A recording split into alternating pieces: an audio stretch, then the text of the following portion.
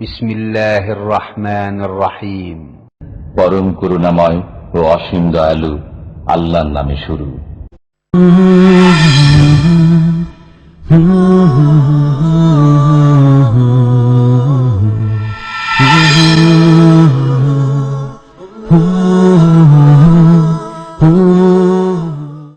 ومن أحسن قولا ممن دعا إلى الله وعمل صالحا وقال إنني من المسلمين.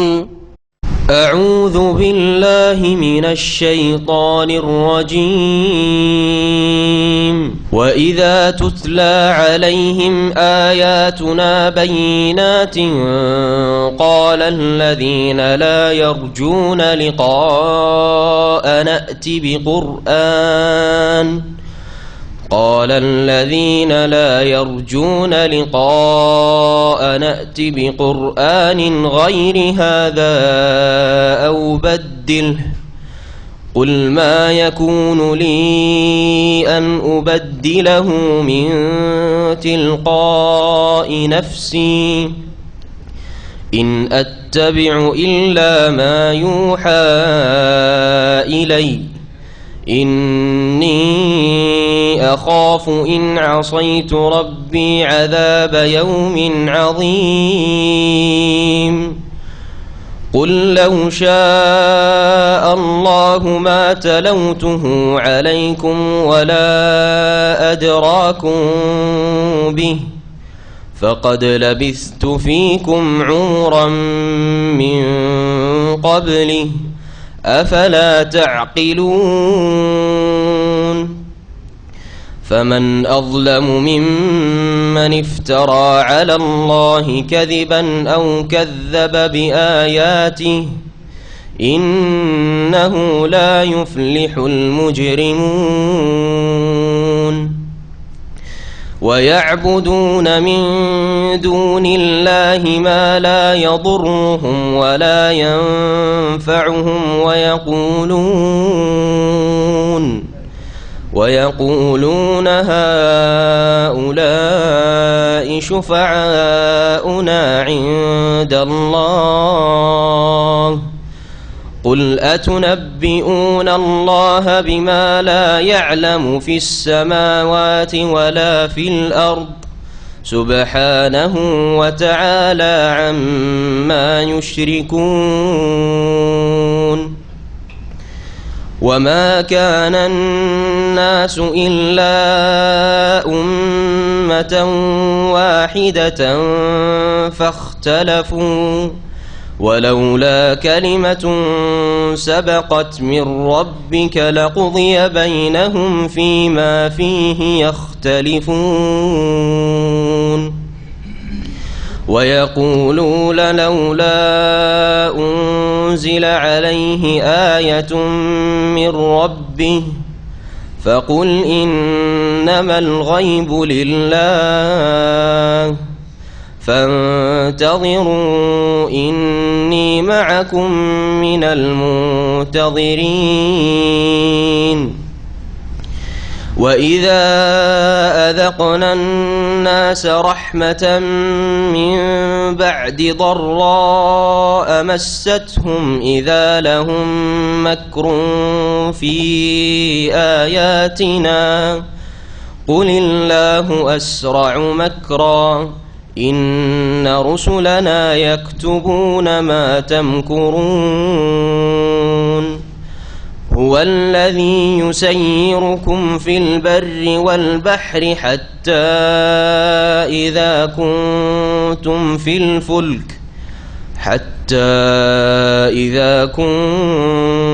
في الفلك وجرين بهم بريح طيبة وفرحوا بها جاءتها ريح عاصف وجاءهم الموج من كل مكان وظنوا أنهم أحيط بهم دعوا الله مخلصين له الدين لئن أنجيتنا من هذه لنكونن من الشاكرين فلما أنجاهم إذا هم يبغون في الأرض بغير الحق يا أيها الناس إنما بغيكم على أنفسكم متاع الحياة الدنيا ثم إلينا مرجعكم فننبئكم بما كنتم تعملون إنما مثل الحياة الدنيا كماء أنزلناه من السماء فاختلط به نبات الأرض مما يأكل الناس والأنعام حتى إذا أخذت الأرض زخرفها وزينت وظن أهلها أنهم قادرون عليها أتاها أمرنا ليلا أو نهارا فجعلناها حصيدا كأن لم تغن بالأمس كذلك نفصل الآيات لقوم يتفكرون والله يدعو إلى دار السلام ويهدي من يشاء إلى صراط مستقيم. السلام عليكم ورحمة الله وبركاته. بسم الله الرحمن الرحيم. الحمد لله رب العالمين والصلاة والسلام على سيد المرسلين نبينا محمد وعلى آله وصحبه أجمعين. أما بعد فأعوذ بالله من الشيطان الرجيم. وإذا تتلى عليهم آياتنا بينات قال الذين لا يرجون لقاءنا ائت بقرآن غير هذا أو بدله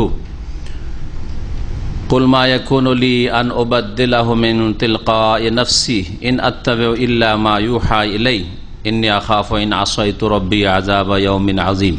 আল্লাহ পাকের সমস্ত প্রশংসা যে আল্লাহ পাক রব্বুল আলামিন কোরআন কারীম নাযিল করেছেন প্রিয় নবী মুহাম্মদ রাসূলুল্লাহ সাল্লাল্লাহু আলাইহি সাল্লামের উপর। সে আল্লাহ পাকের যাবতীয় প্রশংসা যে আল্লাহ পাক রব্বুল আলামিন কোরআন কারীম দ্বারা অসংখ্য মানুষকে সঠিক রাস্তা দেখিয়েছেন, দুনিয়া এবং আখিরাতের কল্যাণের পথে আল্লাহ পাক লাগিয়েছেন। আল্লাহ পাক যেন তাদের মধ্যে শামিল করেন যারা কোরআন দিয়ে উপকৃত হয়েছে দুনিয়া এবং আখিরাতে। আল্লাহ পাক তাদের দলে যেন শামিল না করেন যারা কোরআন দ্বারা আরো ক্ষতিগ্রস্ত হয়েছে। সালাত এবং সালাম নাযিল হোক মুহাম্মদুর রাসূলুল্লাহ সাল্লাল্লাহু আলাইহি ওয়াসাল্লামের উপর, যার সত্যতা আল্লাহ পাক প্রমাণ করার জন্য কোরআন কারীমকে সবচেয়ে বড় মুজিজা হিসাবে দান করেছেন। আল্লাহ পাক রব্বুল আলামিন সূরা ইউনূসের আয়াত নম্বর 15 তে ইরশাদ করেছেন এই কোরআন কারীম সম্পর্কে। আমাদের তাফসীর সূরা ইউনূসের আয়াত নম্বর 15 থেকে আজকে শুরু হবে দ্বিতীয় পর্ব। আল্লাহ পাক ইরশাদ করেছেন মক্কার কাফেরদের অবস্থা, যাদের কাছে সর্বপ্রথম কোরআন কারীম পড়ে শোনানো হয়েছিল, তাদের কথা। তারা কোরআন কারীমকে আল্লাহ রাব্বুল আলামিনের বাণী বলে মানতে রাজি হয়নি, বরং না মানার জন্য বিভিন্ন অজুহাত তারা বানিয়েছিল। তারা এই কোরআন মানব না, সেটা মানব না, এইরকম নিয়ে আসো, সেরকম নিয়ে আসো ইত্যাদি, এবং তার সাথে সাথে বিভিন্ন নিদর্শন মুজিজা তারা এই করত। যারা কোনো কথা মানতে চায় না, আগে থেকে মগজে ঢুকিয়ে ফেলেছে, তারা এই রকমই বিভিন্ন অজুহাত করে থাকে। এটা হচ্ছে বদ প্রকৃতির মানুষের চরিত্র। আল্লাহ পাক ইরশাদ করেছেন ওয়াইযা তুতলা আলাইহিম আয়াতুনা বাইয়িনাত, আর যখন তাদের সামনে আমার সুস্পষ্ট আয়াতগুলি পাঠ করা হতো, কালাল্লাযিনা লা ইয়ারজুনা লিকাআনা, তখন ওই সব লোকেরা বলতো যারা আমার সাথে সাক্ষাতে আশাবাদী নয়, আমার সাথে সাক্ষাতে বিশ্বাসী নয়, অর্থাৎ কাফির, যারা আল্লাহ রাব্বুল আলামিনের সাথে সাক্ষাৎ হবে, আখিরাত হবে, বিচার দিবস হবে, পুনরুত্থান হবে, কবর থেকে আল্লাহ পাক পুনরায় জীবিত করে উঠাবেন, এসব কথা যারা বিশ্বাস করে না, আল্লাহ পাক দুনিয়াকে কর্মক্ষেত্র করেছেন, এই কর্মের বদলা আল্লাহ পাক দেবেন পরকালে, এসব কথা যারা বিশ্বাস করে না তারা হচ্ছে লায়ারজুন আলী কান, আমার সাথে সাক্ষাতে বিশ্বাসী নয় বা আশাবাদী নয়। তারা বলতো, তাদের একটি অজুহাত, এতে কোরআনিন গায়রে হাজা আও বাদ্দিল, এই কোরআন ছাড়া অন্য কোন কোরআন নিয়ে আসো হে মুহাম্মদ সাল্লাল্লাহু আলাইহি ওয়াসাল্লাম, এতে কোরআন নিয়ে আসো একটি কোরআন, গায়রে হাজা এটি ছাড়া, মানে এই যে কোরআন নিয়ে এসো যেই ভঙ্গিমায়, এটা আমরা চাই না, এটা মানব না। এছাড়া অন্য কোন কোরআন নিয়ে আসো, অন্য কোন পুস্তক নিয়ে আসো, গ্রন্থ নিয়ে আসো। আওবাদ্দেলহু, অথবা এতে তুমি পরিবর্তন কিছু করো, এতে কাটছাঁট করো। আজকালকার মুসলিম সমাজের মোনাফিকগুলো, বেদিন নাস্তিকগুলো এ ধরনের কথা বলে। কোরআনের সংস্কারের প্রয়োজন রয়েছে, কোরআনের সংশোধনের প্রয়োজন রয়েছে। হ্যাঁ, কোরআনে কিছু কথা আছে যেগুলো যুগের সাথে মিল খাই না, যেমন চোরের হাত কাটা, তাই চোরের হাত কাটা হবে না, ও বলছে বর্বরতা। আর গণপিটুনি দিয়ে মেরে দেওয়া হচ্ছে ভালো, হ্যাঁ তাই না? ওটা বর্বরতা নাই। যেটা আল্লাহ ইসলামে হারাম করেছেন সেটা তোমাদের জন্য এখনো এত উন্নতি করার পরেও বর্বরতা হয়নি। আর চোরে শুধু আল্লাহ, চোরকে গণপিটুনি 10টা টাকা পকেট থেকে যদি পকেট মারে, গণপিটুনি 10 টাকার জন্য মেরে ফেলে দিল, ওইটা বর্বরতা হলো না। আর চোর একটা নির্দিষ্ট পরিমাণ, যেটা 2-4-10 টাকা 20 টাকা নয়, 10-20 রিয়াল নয়, চুরি করে নেওয়ার পরে যখন তার জন্য আল্লাহর দণ্ডবিধান ফরজ হয়েছে, তখন বর্বরতা হয়ে গেল। জেনা করে কত লোকের যে ক্ষয়ক্ষতি করলো, কত লোকের যে ক্ষয়ক্ষতি করলো, যার সাথে জেনা করলো তার বাপ মা বংশ ইত্যাদি, আর তারপরে অন্য বংশকে এই বংশে ঢুকিয়ে দিল জেনার মাধ্যমে, অন্য বংশের বীর্য দিয়ে বংশের কোনো পরিচয়ই থাকলো না। এতগুলি ক্ষতির, এছাড়াও বহু ক্ষতির দিক রয়েছে জেনাতে, দুনিয়া আখেরাতের।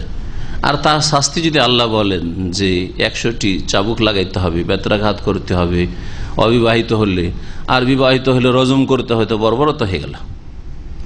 তো এইরকম মুনাফিকগুলি মুসলিম সমাজে রয়েছে, তারা এই কথাগুলি বলে যেগুলি 1400 বছর আগে মক্কার কাফেররা বলেছে। আওবাদ্দিলহু, রদবদল করাল। কুল মা ইয়াকুন লি আন উবাদদিলাহু মিন তিলকাই নাফসি, হে নবী তুমি বলো তাদেরকে, মা ইয়াকুন লি, আমার পক্ষে সম্ভব নয়, আমার এটি অধিকার নয়, আমার এইটি ক্ষমতাও না, আমাকে এই আল্লাহ স্বাধীনতাও দেননি, এখতিয়ারও দেননি যে আন উবাদদিলাহু মিন তিলকাই নাফসি, আমি নিজের পক্ষ থেকে এই কোরআনে কোনো পরিবর্তন ঘটাবো, এই ক্ষমতা আমার নেই, এই স্বাধীনতা আমার নেই, এটি আমার অধিকার নয়। ইন আত্তাবিউ ইল্লা মা ইউহা ইলাইয়া, আমি তো একমাত্র অনুসরণ করি সেই বিষয়গুলির যেগুলি আমার কাছে ওহী করা হয়, প্রত্যাদেশ করা হয়। আল্লাহর পক্ষ থেকে যদি ওহী আসে, ওহী আসলে তার অনুসরণ করা আমার কাজ। আমার কাজ হচ্ছে ফলো করা। যদি রাসূলুল্লাহ সাল্লাল্লাহু আলাইহি ওয়াসাল্লাম, যিনি সারে আল্লাহ রাব্বুল আলামিনের পরে শরীয়তের প্রচারক বাহক এবং কোরআনে কারীমের ব্যাখ্যার জন্য, বিশ্লেষণের জন্য আল্লাহ তাকে মনোনীত করেছেন, ওয়া আনজালনা ইলাইকা যিকরা লিতুবাইয়িনা লিন-নাসি মা নুযিলা ইলাইহিম ওয়া লাআল্লাহুম ইয়াতাযাক্কারুন, ওয়া আনজালনা ইলাইকা যিকরা, হে নবী তোমার প্রতি উপদেশ কোরআন নাযিল করেছি, লিতুবাইয়িনা লিন-নাস, যাতে করে মানব জাতির জন্য তুমি সেটাকে বিস্তারিত বর্ণনা করে দাও।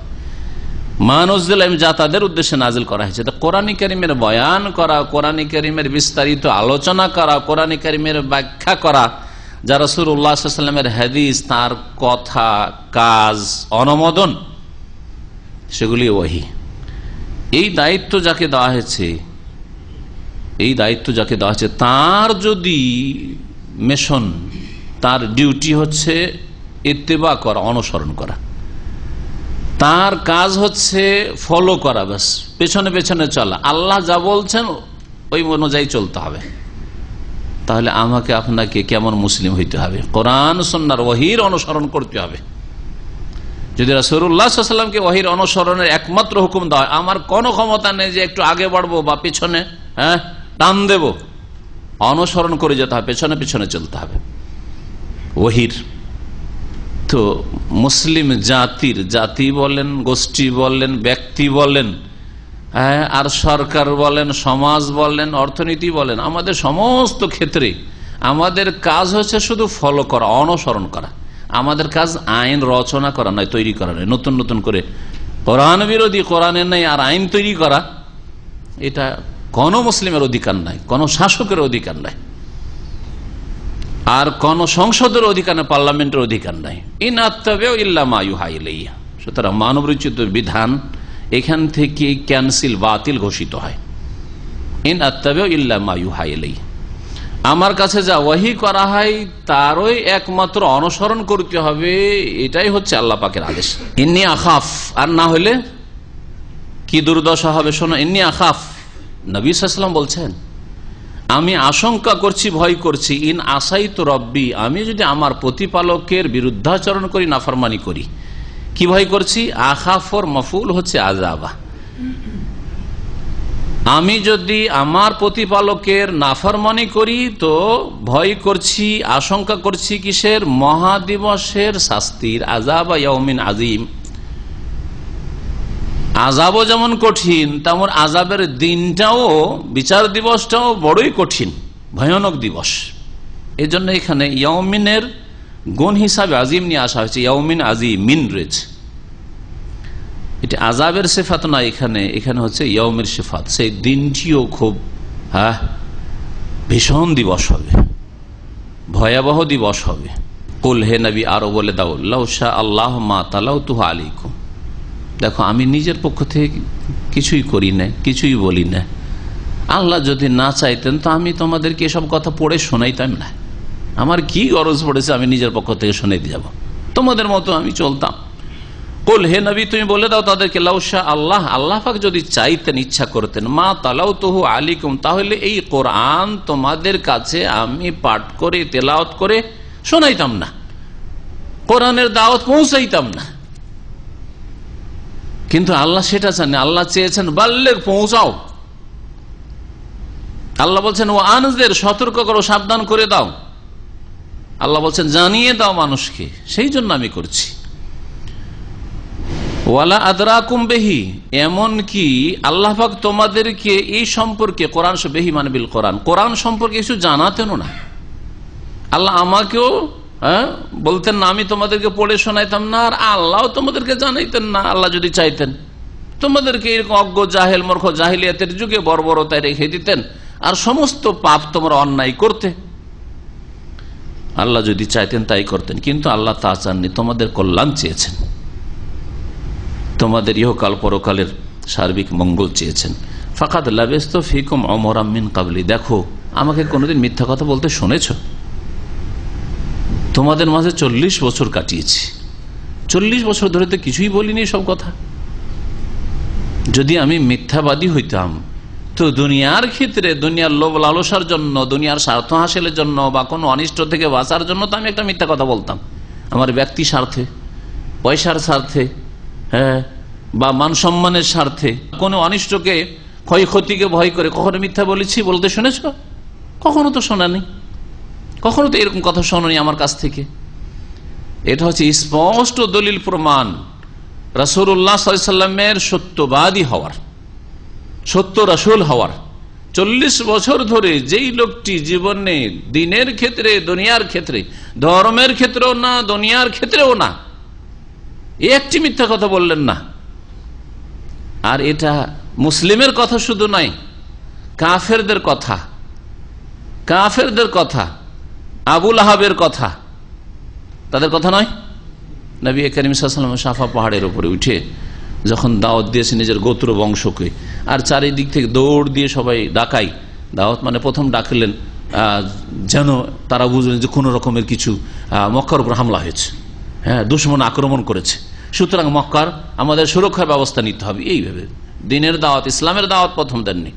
ইয়া সাবাহা, এ সকালে হয় আক্রমণ হতে যাচ্ছে, ইয়া সাবাহা। আরবরা জাহেলিয়াতে এইভাবে ডাকতো, ভোরে ভোরে, ভোর রাতে, রাতের অন্ধকারে আক্রমণ হয়, তোমাদের আক্রমণ হতে যাচ্ছে, ছুটে এসছে সবাই। আবু লাহাব এসছে, নবীর চাচা। বিভিন্ন গোত্রের লোকেরা যতদূর মতো আওয়াজ পৌঁছেছে আর একে অপরকে পৌঁছেছে, আরে ছুটে আসো, ছুটে আসো, কি হয়ে গেছে, কি হয়ে গেছে, সব ছুটে এসছে। নবী করিম সাল্লাল্লাহু আলাইহি ওয়াসাল্লাম যখন বললেন যে তোমাদেরকে যদি বলি যে পাহাড়ের আর থেকে, যে পাহাড়ে আমি দাঁড়িয়ে আছি সাফা, এর পেছন থেকে দুশমন আক্রমণ করে আসছে, আকুনতুম মুসাদ্দিকিয়া, আমাকে তোমরা বিশ্বাস করবে না করবে না? সহিহ বুখারী হাদিস। বিশ্বাস করবে না করবে না? সকল কাফেরই তো বলে, সবগুলি তো কাফের ছিল, তারা সবগুলি তো মুশরিক পত্তলিক ছিল। সকলে বলেছিল ওয়াল্লাহি, আল্লাহর কসম করে বলছি, মা জাররাবনা আলাইকা ইল্লা সিদকান, জীবনে তোমাকে সত্য কথা ছাড়া কখনো মিথ্যা বলতে শুনিনি। কেন বিশ্বাস করবো না? তোমার কথা বিশ্বাস করবো না, কার কথা বিশ্বাস করবো? কাফেরদের সাক্ষী, এছাড়া বহু সাক্ষী আর রয়েছে, যা দু একটি হয়তো আপনাদের শোনাবো। ফাকাদ লাবিস্তু ফিকুম উমরাম মিন ক্বাবলিহি, নবী সাল্লাল্লাহু আলাইহি ওয়াসাল্লাম বলছেন যে দেখো, আল্লাহ যদি চাইতেন তো তোমাদেরকে কোরআন পড়ে শোনাইতামও না, আর আল্লাহ তোমাদেরকে কোরআন সম্পর্কে কিছু জানাতেনও না। কিছুই জানতেন না যে কোরআন বলে কোনো কিছু আছে, আল্লাহর বিধান বলে কিছু আছে, আসমানি সিলেবাস বলে কিছু আছে, কিছুই জানতে না তোমরা। ফাকাদ লাবিস্তু ফিকুম উমরাম মিন ক্বাবলিহি, তোমাদের মাঝে দীর্ঘকাল এর পূর্বে আমি অবস্থান করেছি। ওমর মানে হচ্ছে আয়ু, এটা হচ্ছে শাব্দিক অর্থ। এই জন্য উর্দুতে ব্যবহার হয়। আপনার বয়স কত, উর্দুতে কি বলে? আপকি ওমর কিয়া হ্যাঁ, ওমর মিন ক্বাবলি, এর পূর্বে এক যুগ। এক যুগ তো আবার আজকাল বলে যুগ 12 বছর, তাই না? যুগ না, দীর্ঘকাল বলেন। ওমর মিন 40 বছর, বোঝানো হয়েছে 40 বছরকে। তোমাদের মাঝে এর পূর্বে আমি দীর্ঘকাল অবস্থান করেছি, লাবেস্ত। কিন্তু কখনো কি শুনেছি কোনো মিথ্যা কথা বলেছি? কখনো কি শুনেছি যে আমি কারোর সাথে ধোঁকাবাজি করেছি, হ্যাঁ, প্রতারণা করেছি? কখনো আমার আখলাক চরিত্র খারাপ দেখেছো? আফালা তাকিলুন, তাহলে কি তোমরা উপলব্ধি করো না বিষয়টি? তোমরা কি বিবেক বিবেচনা করো না? নবী করিম সাল্লাল্লাহু আলাইহি ওয়াসাল্লাম যে সত্যবাদী, এ সম্পর্কে আরেকটি ঘটনা শুনে, এটাও সহিহ বুখারীতে রয়েছে। নবী করিম সাল্লাল্লাহু আলাইহি ওয়াসাল্লাম যখন রাজা বাদশাগুলিকে চিঠি পাঠিয়েছিলেন ইসলামের দাওয়াত দিয়ে, যেসব রাজাদেরকে, নেতাদেরকে চিঠি পাঠিয়েছিলেন, তাদের একজন বড় রাজা ছিল শাম দেশের রাজা, আরবিতে হেরাকলু। তো রোম সাম্রাজ্য, শাম মানে রোম সাম্রাজ্য তখন ইউরোপের অনেকটা অংশ, আর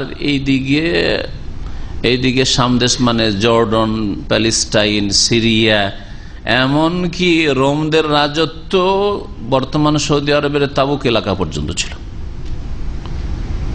আল জৌফ, সাকাকা, দৌমাতুল জান্দাল, এইসব এলাকা আমি আমার প্রোগ্রামে সফর করেছি। এইসব এলাকায় রোমদের, এসব এলাকা রোমদের দখলে ছিল সেই কালে।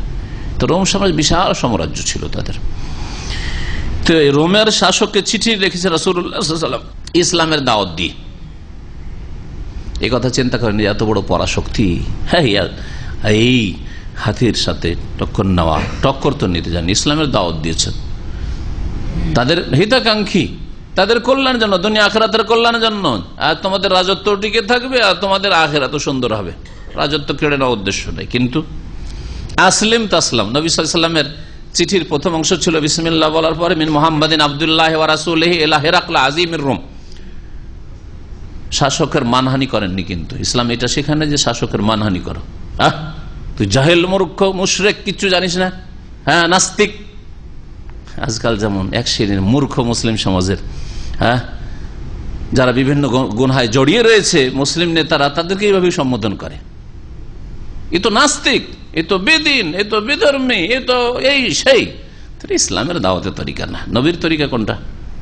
নবীর তরিকা হচ্ছে এলা হিরাকল আযীমির রোম, রোম সাম্রাজ্যের মহান আজিম।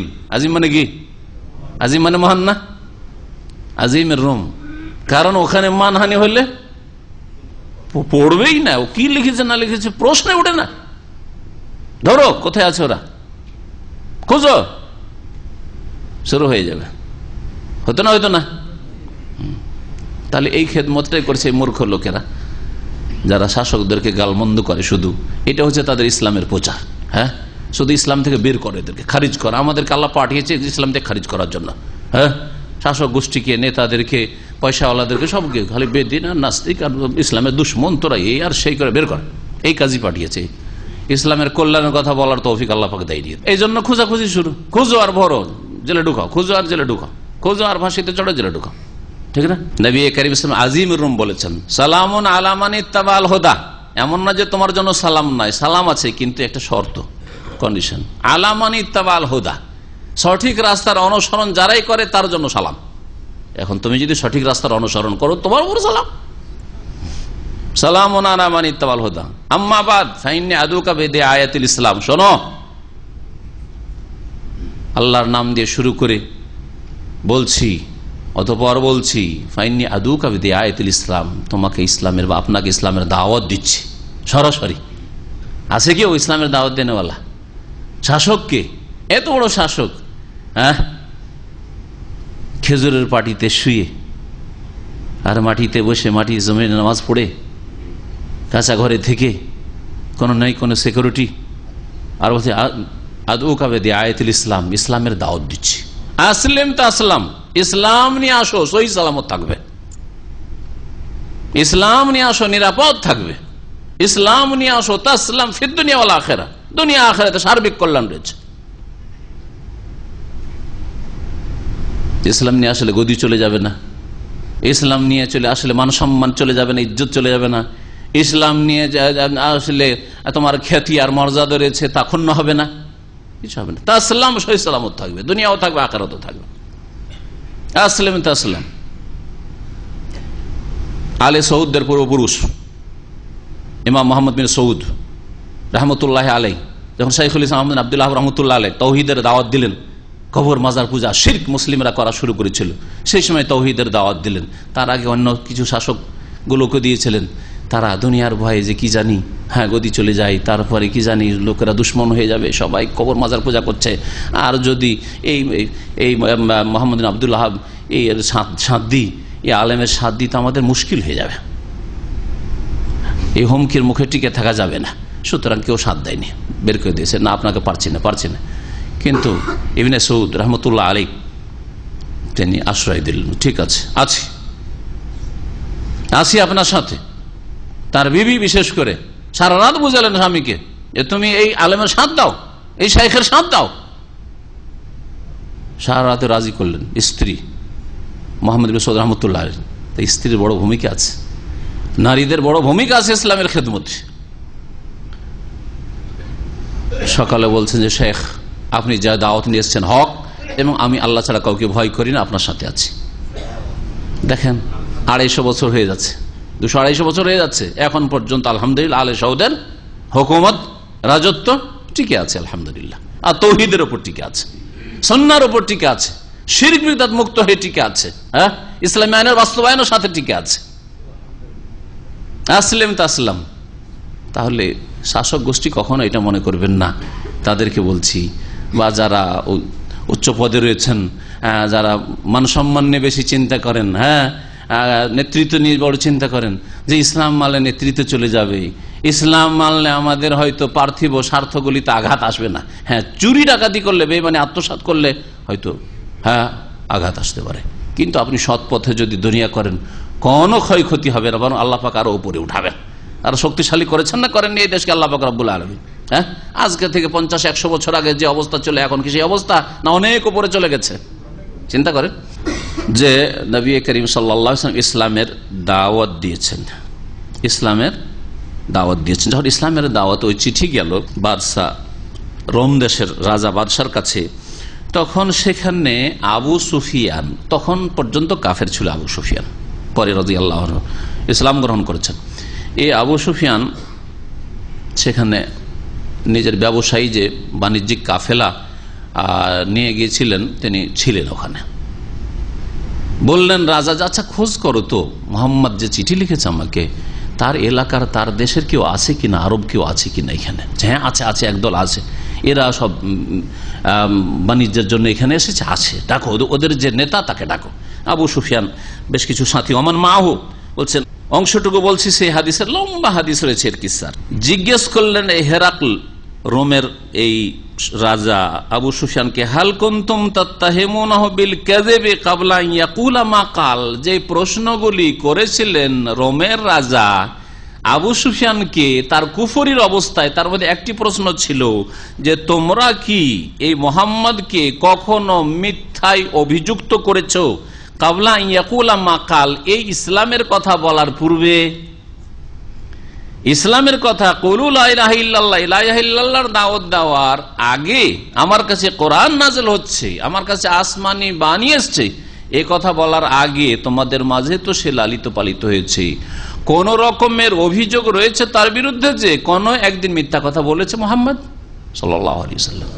এ কথা বড় চালাক মানুষ, এত বড় একটা বিশাল দেশ চালাচ্ছে, তো দুনিয়া বুঝে জিজ্ঞেস করলেন এই হেরাকল কাল আবু সুফিয়ান বললেন ফাকুলতুল্লাহ, আমি বললাম না, জীবনে কখনো মিথ্যা কথা বলতে শুনিনি, আর মিথ্যার সাথে কখনো আমরা অভিযুক্ত তাকে করতে পারিনি।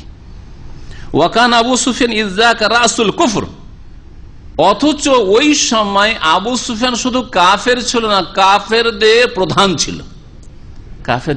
ছিল। ওহদ যুদ্ধ যে বাদিয়েছিল এবং ক্ষয়ক্ষতি যে হয়েছিল, এখানে আবু সুফিয়ানই ছিল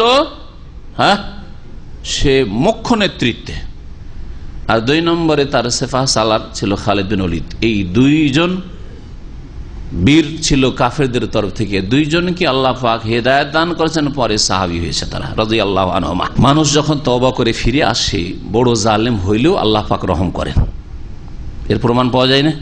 বলছিলাম যে রাসূলুল্লাহ সাল্লাল্লাহু আলাইহি সাল্লাম যে সত্যবাদী, এ কথা আপনজন সাক্ষী দিয়েছে, আর যারা অপর লোক, ঘরের লোক যেমন সাক্ষী দিয়েছে, যারা বাইরের মানুষ, যারা শত্রু, তারাও সাক্ষী দিয়েছে। তারপরেও যদি কেউ নবী করিম সাল্লাল্লাহু আলাইহি ওয়াসাল্লামের চরিত্র সম্পর্কে, তার উদ্দেশ্য সম্পর্কে, তার আখলাক ব্যবহার সম্পর্কে কোনো মন্দ কথা বলার চেষ্টা করে, তাহলে সে নিঃসন্দেহে মুনাফিক, মুসলিম সমাজে রয়েছে। আল্লাহ রাব্বুল আলামিন তারপরে বলছেন নবী করিম সাল্লাল্লাহু আলাইহি ওয়াসাল্লাম কি করে মিথ্যা কথা বলেন, আর তাও আল্লাহ সম্পর্কে। কারণ আল্লাহ সম্পর্কে, আল্লাহর দিন সম্পর্কে যারা মিথ্যা কথা বলে সবচেয়ে বড় জালেম, তো নবী জালেম। ফামান আযলামু মিম্মান ইফতারা আলাল্লাহি কাযিবান আও কাযযাবা বিআয়াতিহি, ওর চাইতে বড় জালেম আর কে হইতে পারে যে আল্লাহ সম্পর্কে মিথ্যা রচনা করে। ইফতারা আলাল্লাহি কাযিবান, আল্লাহ সম্পর্কে মিথ্যা কথা রচনা করতে পারে, বলতে পারে, মিথ্যা বানিয়ে বলতে পারে যে আল্লাহ আমাকে পাঠিয়েছেন, আল্লাহ আমাকে নবীর জামাই করেছেন। ওর চাইতে বড় জালেম কাফের কি হইতে পারে? দেওয়ানবাগী মারদুদ, আল্লাহ পাক রব দুনিয়াতে যেন লাঞ্ছিত করেন, আর আখিরাতে মহাশাস্তি রয়েছে বিনা তওবায় থাকলে।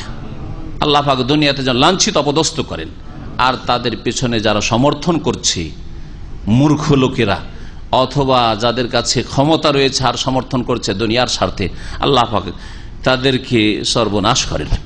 কারণ এই তাগুত, দাজ্জাল, কাযযাব, বড় দাজ্জাল, কানা দাজ্জাল আসার আগে নবী করিম সাল্লাল্লাহু আলাইহি ওয়াসাল্লাম 30-এর বেশি দাজ্জাল আসবে, 30-এর বেশি দাজ্জাল আসবে, তার একটি দাজ্জাল এটা। ওর চাইতে বড় জালেম আর কি হইতে পারে যে আল্লাহ সম্পর্কে মিথ্যা রচনা করে। আও কাযযাবা বিআয়াতিহি, অথবা আল্লাহ পাকের আয়াত সমূহকে মিথ্যা প্রতিপন্ন করে। তাহলে আল্লাহ সম্পর্কে মিথ্যা কথা বললে কেউ যদি ধর্ম ছড়ায়, তাহলে সে হচ্ছে সবচেয়ে বড় জালেম। আর সত্য ধর্ম, সত্য দিন যদি প্রচার করা হয় আর কেউ যদি মিথ্যা প্রতিপন্ন করে, সেও বড় জালেম। সুতরাং নবী করিম সাল্লাল্লাহু আলাইহি ওয়াসাল্লাম সত্য দিন নিয়ে এসেছেন, এই দিনকে যারা অস্বীকার করবে, নবী করিম সাল্লাল্লাহু আলাইহি ওয়াসাল্লামের উপর কোরআনে কারীম নাযিল হচ্ছে, ওহী হচ্ছে, কেউ যদি ওহীকে অস্বীকার করে, আর মক্কার লোকেরা অধিকাংশই ওহীকে অস্বীকার তখন করেছে যেই সময় এই সূরা নাযিল হচ্ছে। সুতরাং এদের চাইতে বড় জালেম আর কি হইতে পারে যারা কোরআনকে অস্বীকার করে, মিথ্যা মনে করে আল্লাহ পাকের আয়াতকে। আর নবী মুহাম্মদ সাল্লাল্লাহু আলাইহি ওয়াসাল্লাম যদি মিথ্যা রচনা করেন, তাহলে ওর চাইতে বড় জালেম কে হইতে পারে? আর তিনি মিথ্যা রচনা করেন নাই আল্লাহ সম্পর্কে। আর কেউ যদি মিথ্যা রচনা করে, মির্জা গোলাম আহমদ কাদিয়ানী, মুসাইলামা কাযযাব, আনাসি, আর এইরকম যুগে যুগে বেশ কিছু নিজেকে নবী দাবি করেছে, অথবা ঈসা আলাইহিস সালাম দাবি করেছে, ইমাম মেহেদী দাবি করেছে, এই সেই দাবি করেছে, এরা হচ্ছে সবচেয়ে বড় জালেম আল্লাহ পাক বলছেন। আর সত্য দিনকে যারা অস্বীকার করে তারাও বড় জালেম। সত্য দিন কোরআনে কারীমকে যারা অস্বীকার করে, রাসূলের হাদিসকে যারা অস্বীকার করে, আহলে কোরআন যারা রাসূলুল্লাহ সাল্লাল্লাহু আলাইহি ওয়াসাল্লামের হাদিসকে অস্বীকার করে, বুখারীকে অস্বীকার করে, তারা হচ্ছে বড় জালেম। কারণ কোরআন দিয়ে আল্লাহ দিন কমপ্লিট করেননি শুধু, যতক্ষণ পর্যন্ত তার সাথে হাদিস না মিলাবেন। প্রিয় নবী মুহাম্মদ রাসূলুল্লাহ সাল্লাল্লাহু আলাইহি ওয়াসাল্লাম বলেছেন, তারাকতু ফিকুম আমরাইন, তোমাদের মাঝে দুটো জিনিস ছেড়ে যাচ্ছে, একটা বলেননি, শুধু কোরআন বলেননি। লান তাদিল্লু মা তামাসসাকতুম বিহিমা, অতদিন পর্যন্ত তোমরা গুমরাহ হবে না যতদিন পর্যন্ত তোমরা বেহেমা ওই দুটো জিনিসকে মজবুত করে ধরে থাকবে। শুধু ধরে থাকবে না, মজবুত করে ধরে থাকবে। কিতাব আল্লাহ, একটি হচ্ছে আল্লাহর কিতাব কোরআনে কারীম, ওয়া সুন্নতি, আর আমার আদর্শ, আমার সুন্নত। সুন্নত মানে হাদিস, নবীর ভাষায় সুন্নত মানে হাদিস, সুন্নত মানে হাদিস, হাদিস মানে হাদিস, আসার মানে হাদিস। আর রাসূলুল্লাহ সাল্লাল্লাহু আলাইহি ওয়াসাল্লামের পক্ষ থেকে খাবার মানেও হাদিস। এই জন্য মুহাদ্দিসিনদের ভাষায় হাদিসকে খাবারও বলা হয়, হাদিসও বলা হয়, সুন্নাহও বলা হয়, আসারও বলা হয়। দোয়ায়ে মাসুরা এখান থেকে বলেন, দোয়ায়ে মাসুরা মানে নবীর হাদিসের বর্ণিত দোয়া।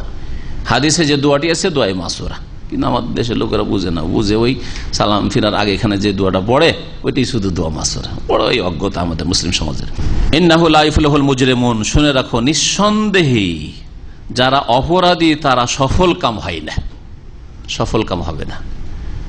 যারা আল্লাহ সম্পর্কে মিথ্যা রচনা করে তারাও অপরাধী, মুজরিম, সুতরাং তারা কখনো সফল কাম হয় না। নবী করিম সাল্লাল্লাহু আলাইহি ওয়াসাল্লাম সফল হয়েছে, সবচেয়ে সফল হয়েছে 23 বছরের জিন্দেগিতে।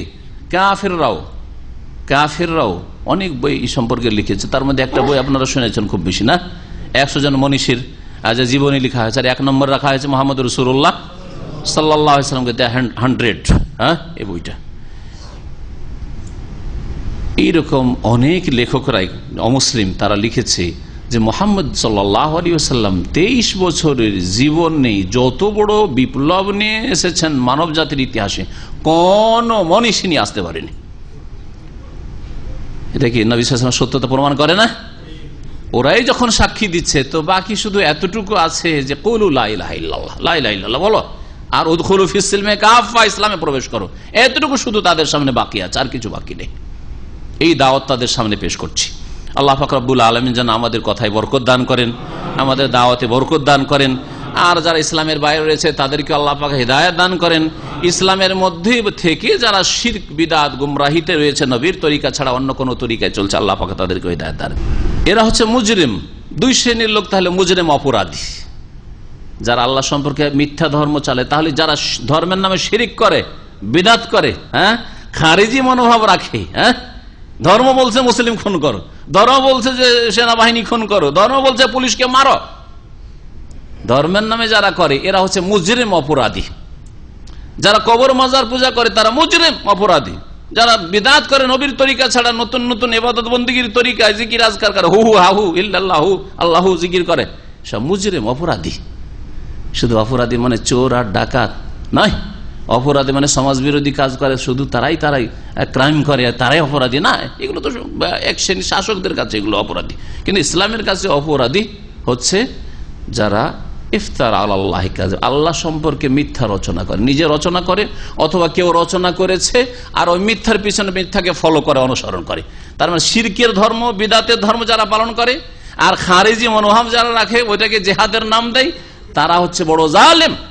আর এর সাথে সাথে আরেক দলের জালেম যারা আল্লাহর দিনকে অস্বীকার করে, দিন পালন করে না, দিন ইসলামের বাস্তবায়ন করে না, ফরজ ওয়াজিব আদায় করে, 5 ওয়াক্ত সালাত আদায় করে না, জালেম।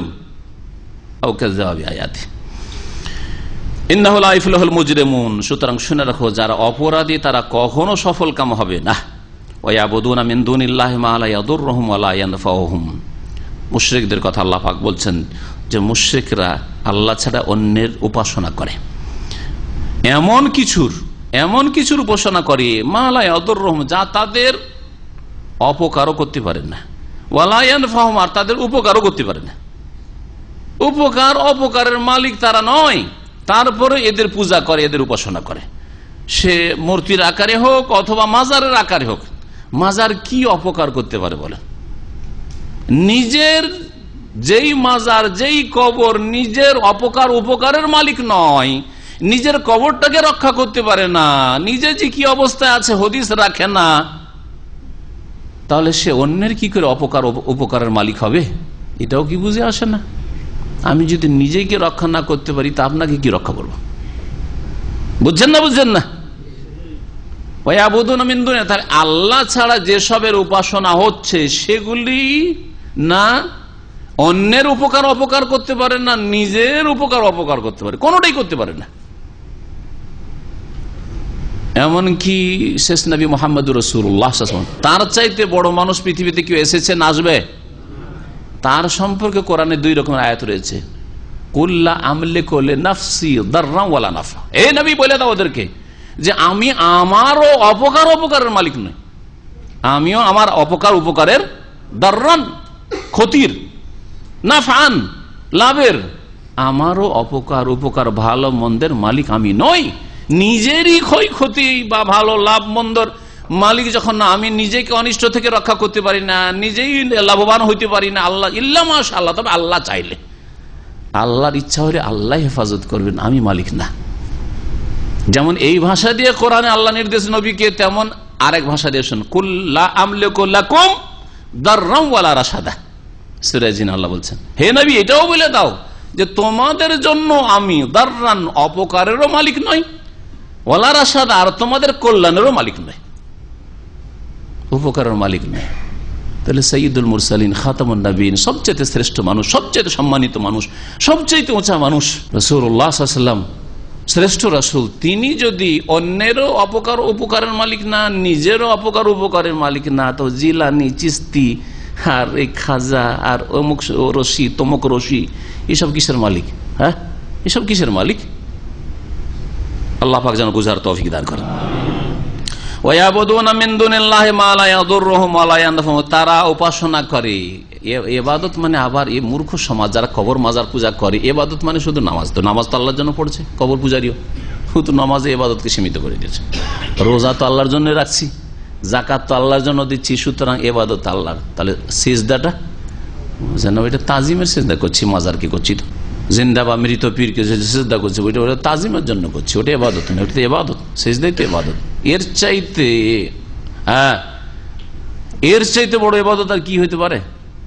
সিজদায় এমন ভাবে মানুষ লুটিয়ে পড়ে যে সবচেয়ে শ্রেষ্ঠ অঙ্গ হচ্ছে মাথার কপাল, সেটাকে যখন ধুলাতে মানুষ লুটিয়ে দিতে পারে, এর চাইতে বেশি বড় ইবাদত কি হইতে পারে? নিচে বসতেই অনেকে ভালো লাগে না, যার ফলে যদি এখানে ওই রকম ভালো ব্যবস্থা হল থাকতো, আর যদি ওই রকমের চেয়ার আর স্পেশাল ব্যবস্থা, তাহলে এখানে ডাক্তার, ইঞ্জিনিয়ার আর বড় বড় শিক্ষিত লোকেরা, বিভিন্ন কোম্পানির যারা ম্যানেজার হয়ে রয়েছে, তারা এসে বসতো, কারণ আমাদের জন্য স্পেশাল ব্যবস্থা হয়েছে। কিন্তু আর ইসলামিক সেন্টারে গেলাম, গিয়ে দেখলাম একজন ইঞ্জিনিয়ার মানুষ, একজন ডাক্তার মানুষ, আর সবাই নিচে বসে আছে, আরে কার্পেটে বসে আছে, আর কার্পেটও পরিষ্কার আছে কি না আছে আল্লাহ জানে, বসতে ভালো লাগে না।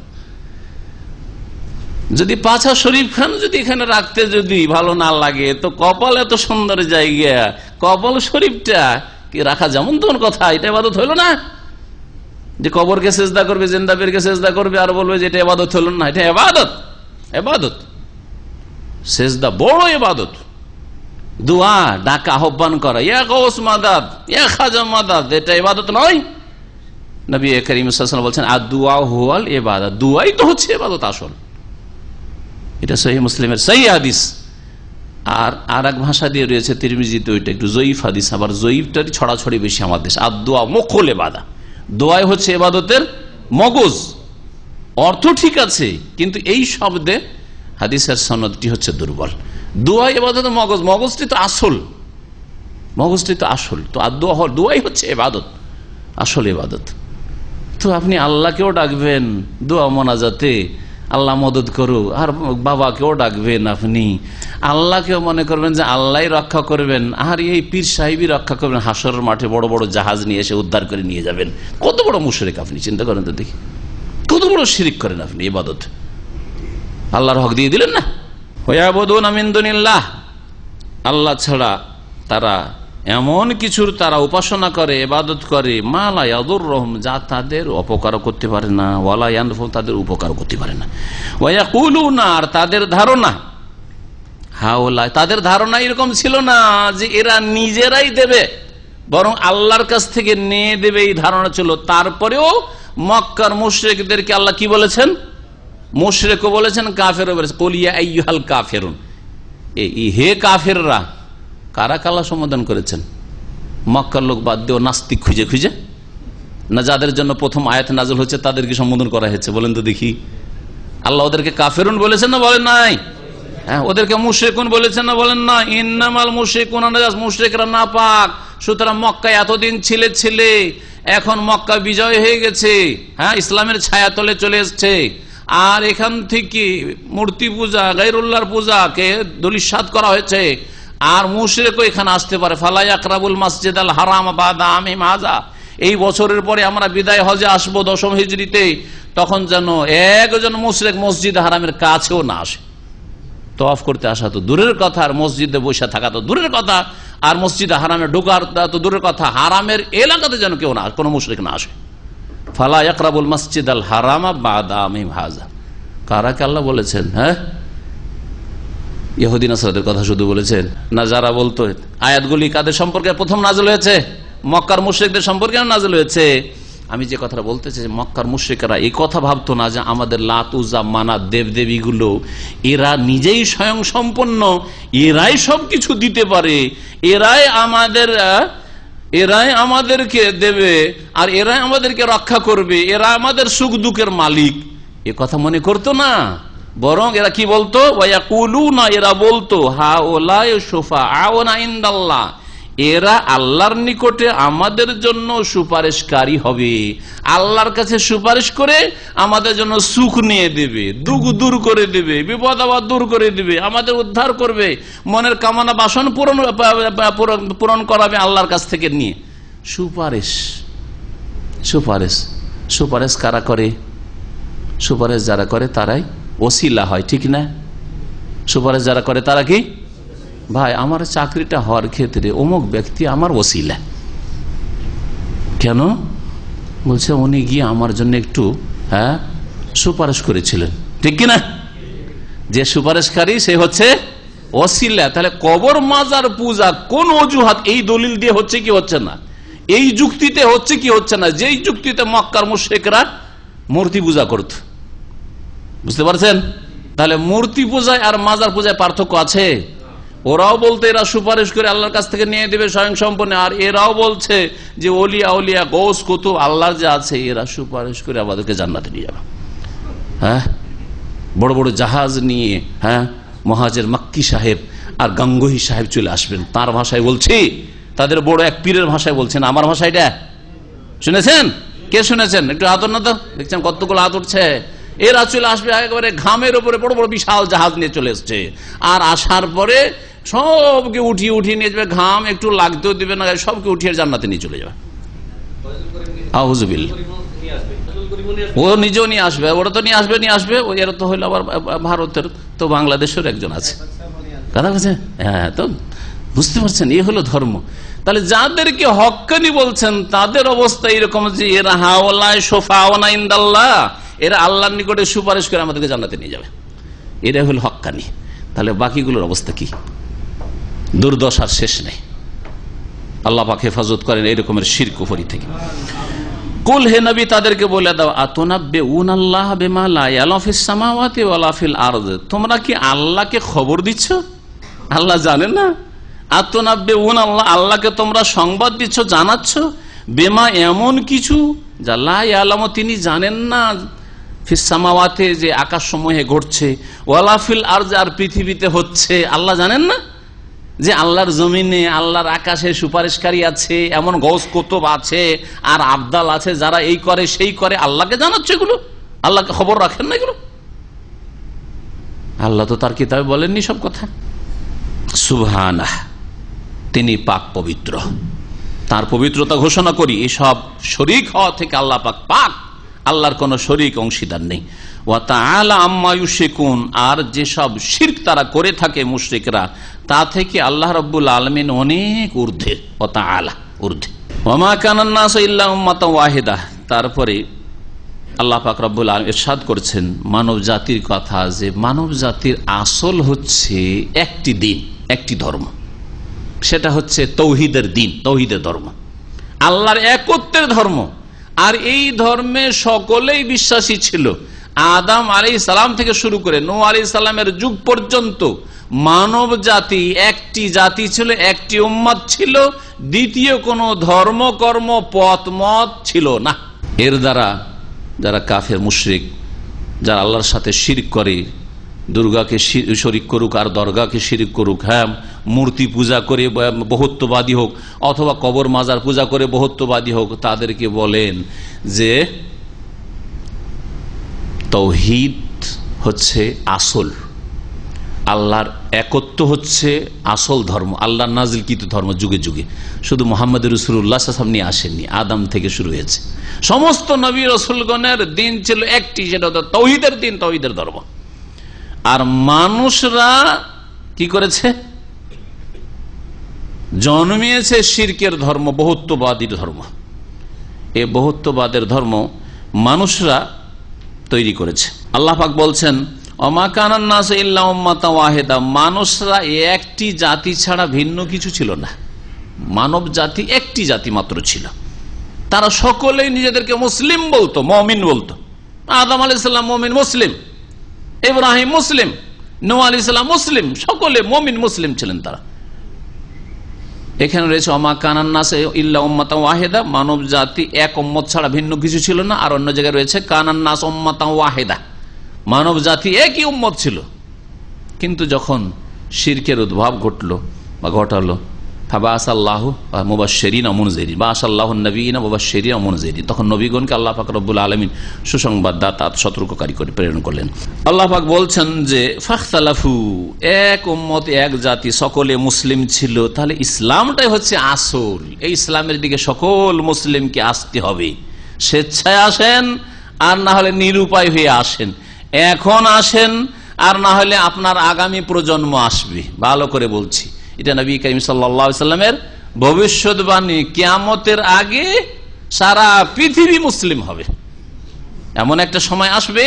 আর ঘনিয়ে আসছে ইসলামী জাগরণ শুরু হয়েছে, কোরআন সুন্নাহর দিকে ফিরে আসা শুরু হয়েছে। দেখতে পাচ্ছেন মুসলিম সমাজে এখন অন্ধ হয়ে কেউ চলতে চায় না, সবাই জানতে চায়, তদন্ত করতে চায় যে আমি যে ধর্মটা করছি এটা ঠিক না ভুল। অল্প কিছু লোক অন্ধ বোকা থেকে গেছে, যে বাপদাদা যেটা করেছে সেটাই। অল্প কিছু লোক, মেজরিটি আজকাল সজাগ হয়েছে, ভাই যেটা করছি সেটা করে একটা ফল পেতে হবে, নিশ্চিত হইতে হবে যে ফল পাবো কিনা, হ্যাঁ সঠিক ধর্মে দিনে আছি কিনা, চোখ খুলেছে মানুষের। এটাকে বলা হয় জাগরণ, তাওহীদ সুন্নাহর জাগরণ। মুসলিম সমাজে তাওহীদ সুন্নাহর জাগরণ উঠেছে, আর অমুসলিম সমাজে দলে দলে ইসলাম গ্রহণ করছে, ইসলামের জাগরণ। জি, এটা হচ্ছে আমাদের জন্য শুভ লক্ষণ। এটা হচ্ছে বলা যায় যে আমাদের জন্য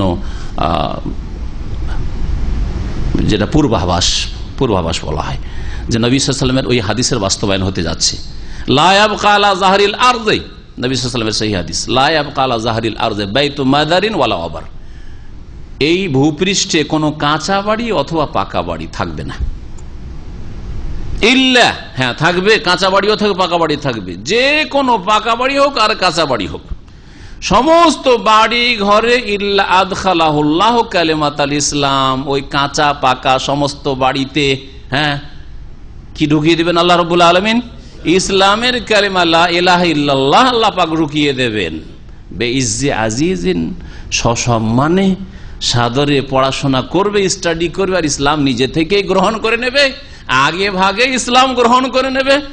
আও বেজুল্লে জালিলিন, অথবা লাঞ্ছিত অপদস্থ হয়ে ইসলাম গ্রহণ করে, নিরুপায় হয়ে করতে হবে। ইসলামের ছায়াতলে আসতেই হবে।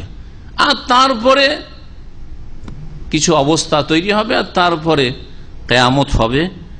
এ হচ্ছে আগামী পৃথিবীর ইতিহাস, যেদিকে ইঙ্গিত করেছে রাসূলুল্লাহ সাল্লাল্লাহু আলাইহি সাল্লাম। সুতরাং যতই ইসলামকে চেপে রাখার চেষ্টা করা হোক, আর যতই কোরআন সুন্নাহর দাওয়াতকে দমন করার চেষ্টা করা হোক, আল্লাহ রাব্বুল আলামিন দ্বীনকে শক্তিশালী করবেন। ওয়ায়াবাল্লাহু ইল্লা ইউতিম্মা নূরাহ, আল্লাহ তার নূরকে সম্পূর্ণ করে পরিপূর্ণ করবেন। এছাড়া আল্লাহ পাক রব্বুল আলামিন ক্ষান্ত হবেন না, অবশ্যই করবেন। ওয়ালাউ কারিহাল কাফিরুন, মুশরিক কাফের যদিও তা মানতে চায় না। আল্লাহ রাব্বুল আলামিন তারপরে বলছেন মানুষরা দ্বিমত করলো, দ্বিমত শুরু হইল, হ্যাঁ মূর্তি পূজার ধর্ম শুরু হইল। কেউ মূর্তি পূজার ধর্ম শুরু করলো, ধীরে ধীরে ধীরে ধীরে ওজার আল্লাহর পুত্র শুরু হলো, ধীরে ধীরে ঈসা আল্লাহর পুত্র শুরু হলো, তৃতীয়বাদ শুরু হলো, বহুত্ববাদ শুরু হলো। এইভাবে বহু ধর্ম কর্ম শুরু হইল। ফাখতালাফু ওয়ালাউলা কালিমাতুন সাবাকাত মির রাব্বিকা, আল্লাহ পাক বলছেন, যদি হে নবী মুহাম্মদ সাল্লাল্লাহু আলাইহি ওয়াসাল্লাম তোমার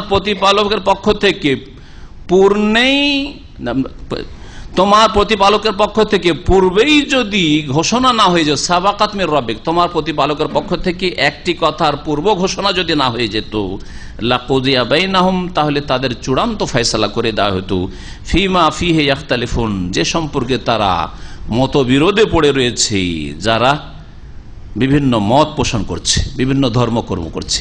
তো আল্লাহর পক্ষ থেকে পূর্ব সিদ্ধান্ত কি হয়েছে? পূর্ব সিদ্ধান্ত এ হয়েছে যে কোন জাতিকে আল্লাহ পাক অতক্ষণ আযাব দেবেন না যতক্ষণ পর্যন্ত তাদেরকে আল্লাহ সতর্ক সাবধান না করে দেবেন।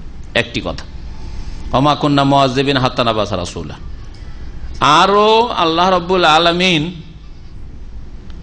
রাব্বুল আলামিনের পক্ষ থেকে পূর্ব সিদ্ধান্ত এটাও হয়েছে যে যে কোন লিকুল্লি উম্মাতিন আজাল, প্রত্যেক জাতির আর ব্যক্তির একটা সময়সীমা আল্লাহ নির্ধারণ করেছেন, যে এরা এতদিন বাঁচবে, এতদিন থাকবে, এতদিন এদের উত্থান হবে, তারপরে পতন হবে। এসব কথা আল্লাহ পাক পূর্ব ঘোষিত। আল্লাহ যদি এগুলির ফয়সালা আগে থেকে না করে রাখতেন, তাহলে যখনই নাফরমানি কে করতো তখনই ওই জাতিকে, ওই ব্যক্তিকে বা ওই জাতিকে আল্লাহ ধ্বংস করে দিতেন। আল্লাহ এই জন্য করেন না। প্রত্যেক জাতির জন্য আল্লাহ রাব্বুল আলামিন সময়সীমা নির্ধারণ করেছেন। এছাড়া আল্লাহ রাব্বুল আলামিনের পূর্ব স্বীকৃত যে বাণীটি, সেটা হচ্ছে যে আল্লাহ রাব্বুল আলামিন দুনিয়াতেই বদলার জগৎ করেন, যে সকলকে অপরাধ করলেই, কুফরি করলে, শিরক করলে শাস্তি দিয়ে দেবেন। তাহলে জাহান্নাম আল্লাহ কেন তৈরি করলেন? আখিরাতেও শাস্তি দেবেন, দুনিয়াতে আল্লাহ ছাড় দেবেন, ছেড়ে দেবেন না, ধরবেন পরকালে হয়তো। এটাও আল্লাহ পাকের পক্ষ থেকে পূর্ব ঘোষিত। এই বিষয়গুলি রয়েছে সাবাকাত মির রাব্বিকা, তোমার রবের পক্ষ থেকে পূর্ব ঘোষিত কথা। ওয়ায়াকুলুন, আর তারা বলে, লাউলা উনজিলা আলাইহি আয়াতুম মির রাব্বিহি, এই মক্কার মুশরিক কাফেররা আরো বলতো যে এর ওপর, মানে মুহাম্মদ সাল্লাল্লাহু আলাইহি ওয়াসাল্লামের ওপর কেন তার প্রতিপালকের পক্ষ থেকে একটি বড় ধরনের কোন নিদর্শন নেমে আসে না? লাউলা উনজিলা আলাইহি, তার ওপর কেন নামিয়ে দেওয়া হয় না, অবতীর্ণ করা হয় না, আয়াতুম মির রাব্বিহি, তার প্রতিপালকের পক্ষ থেকে একটি বড় নিদর্শন। নিদর্শন তো আসতো, কিন্তু ওরা চাইতো অন্যরকমের নিদর্শন। নবী সাল্লাল্লাহু আলাইহি ওয়াসাল্লামের কাছে নিদর্শন আসেনি, মুজিজা আসেনি। এখানে আয়াত মানে হচ্ছে মুজিজা, অলৌকিকত্ব, মুজিজা। নবী সাল্লাল্লাহু আলাইহি ওয়াসাল্লাম চাঁদকে 2 খণ্ড করে দেখিয়েছেন, দেখার নেই? এটা কি ছোটখাটো নিদর্শন? বড় নিদর্শন। তারপরে কি মেনেছে? আরে মুহাম্মাদের জাদু জমিনে চলতো গো, এখন আকাশ ও চাঁদেও চলে। বলেছে না বলে নাই? যারা মানবে না তাদের বহু অজুহাত রয়েছে, বহু অজুহাত রয়েছে, ঠিক না?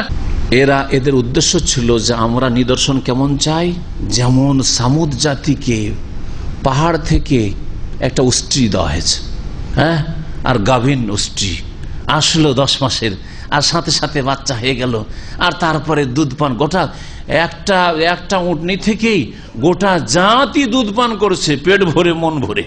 এইরকম ধরনের বড় কিছু, অসাধারণ কিছু, এরকম কিছু দেখাইতে হবে। এইরকম তারা প্রস্তাব পেশ করেছিল যে হ্যাঁ মুহাম্মদ, কোরআনে অন্য আয়াতে এগুলির দিকে ইঙ্গিত রয়েছে যে এই যে এত পাহাড় মক্কায়, এই পাহাড়গুলিকে সবগুলিকে সরিয়ে দাও, আর সরিয়ে দিয়ে এখানে বাগান আর নহর, নদী, নালা প্রবাহিত করো। ভারত বাংলাদেশের মতো নদী আর নদী, যেদিকে যাও নদী আর নদী, আর বাগান আর বাগান, এগুলো করে দাও। এইটাই চেয়েছিল। আর চেয়েছিল কি, হে মুহাম্মদ, তুমি তো জানছো যে আমরা গরিব মানুষ, আর এই রুজি রোজগারের জন্য কোথায় সামদেশে 6 মাস পড়ে থাকতে হয়, 6 মাস গিয়ে আমানে পড়ে থাকতে হয় ব্যবসা করার জন্য। তুই এত কষ্ট করে লাভ কি? সাফা পাহাড়টাকে গোটাটাকে স্বর্ণ বানিয়ে দাও, গোল্ড করে দাও, সোনা বানিয়ে দাও। এগুলি ছিল তাদের চ্যালেঞ্জ, মানবে না। সেই জন্য ওই দিকে ইঙ্গিত করা হয়েছে আয়াতে।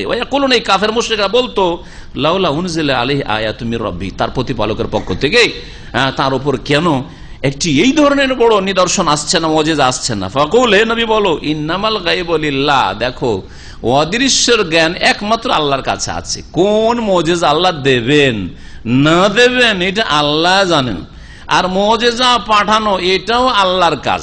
অলৌকিকত্ব কার কাজ? আল্লাহর কাজ। কোরআন তো বলছে আল্লাহর কাজ, ইন্নামাল গায়বু লিল্লাহ। মুজিজা আল্লাহর কাজ, রসুলের কাজ নয়। কিন্তু বিদআতপন্থী সুফিরা বলছে যে আমাদের পীরদের কাছে কেরামতির ফ্যাক্টরি আছে, কারখানা আছে, কত যে প্রোডাকশন দিতে পারে আল্লাহ জানে। ঝগড়া শুরু হইল 50-100 বছর আগে মারা গেছে পীর সাহেব বুজুর্গ এসে হাজির, এসে তোমরা ঝগড়া কেন করছো, আপোষে মিলে যাও, তোমরা ঝগড়া করিও না।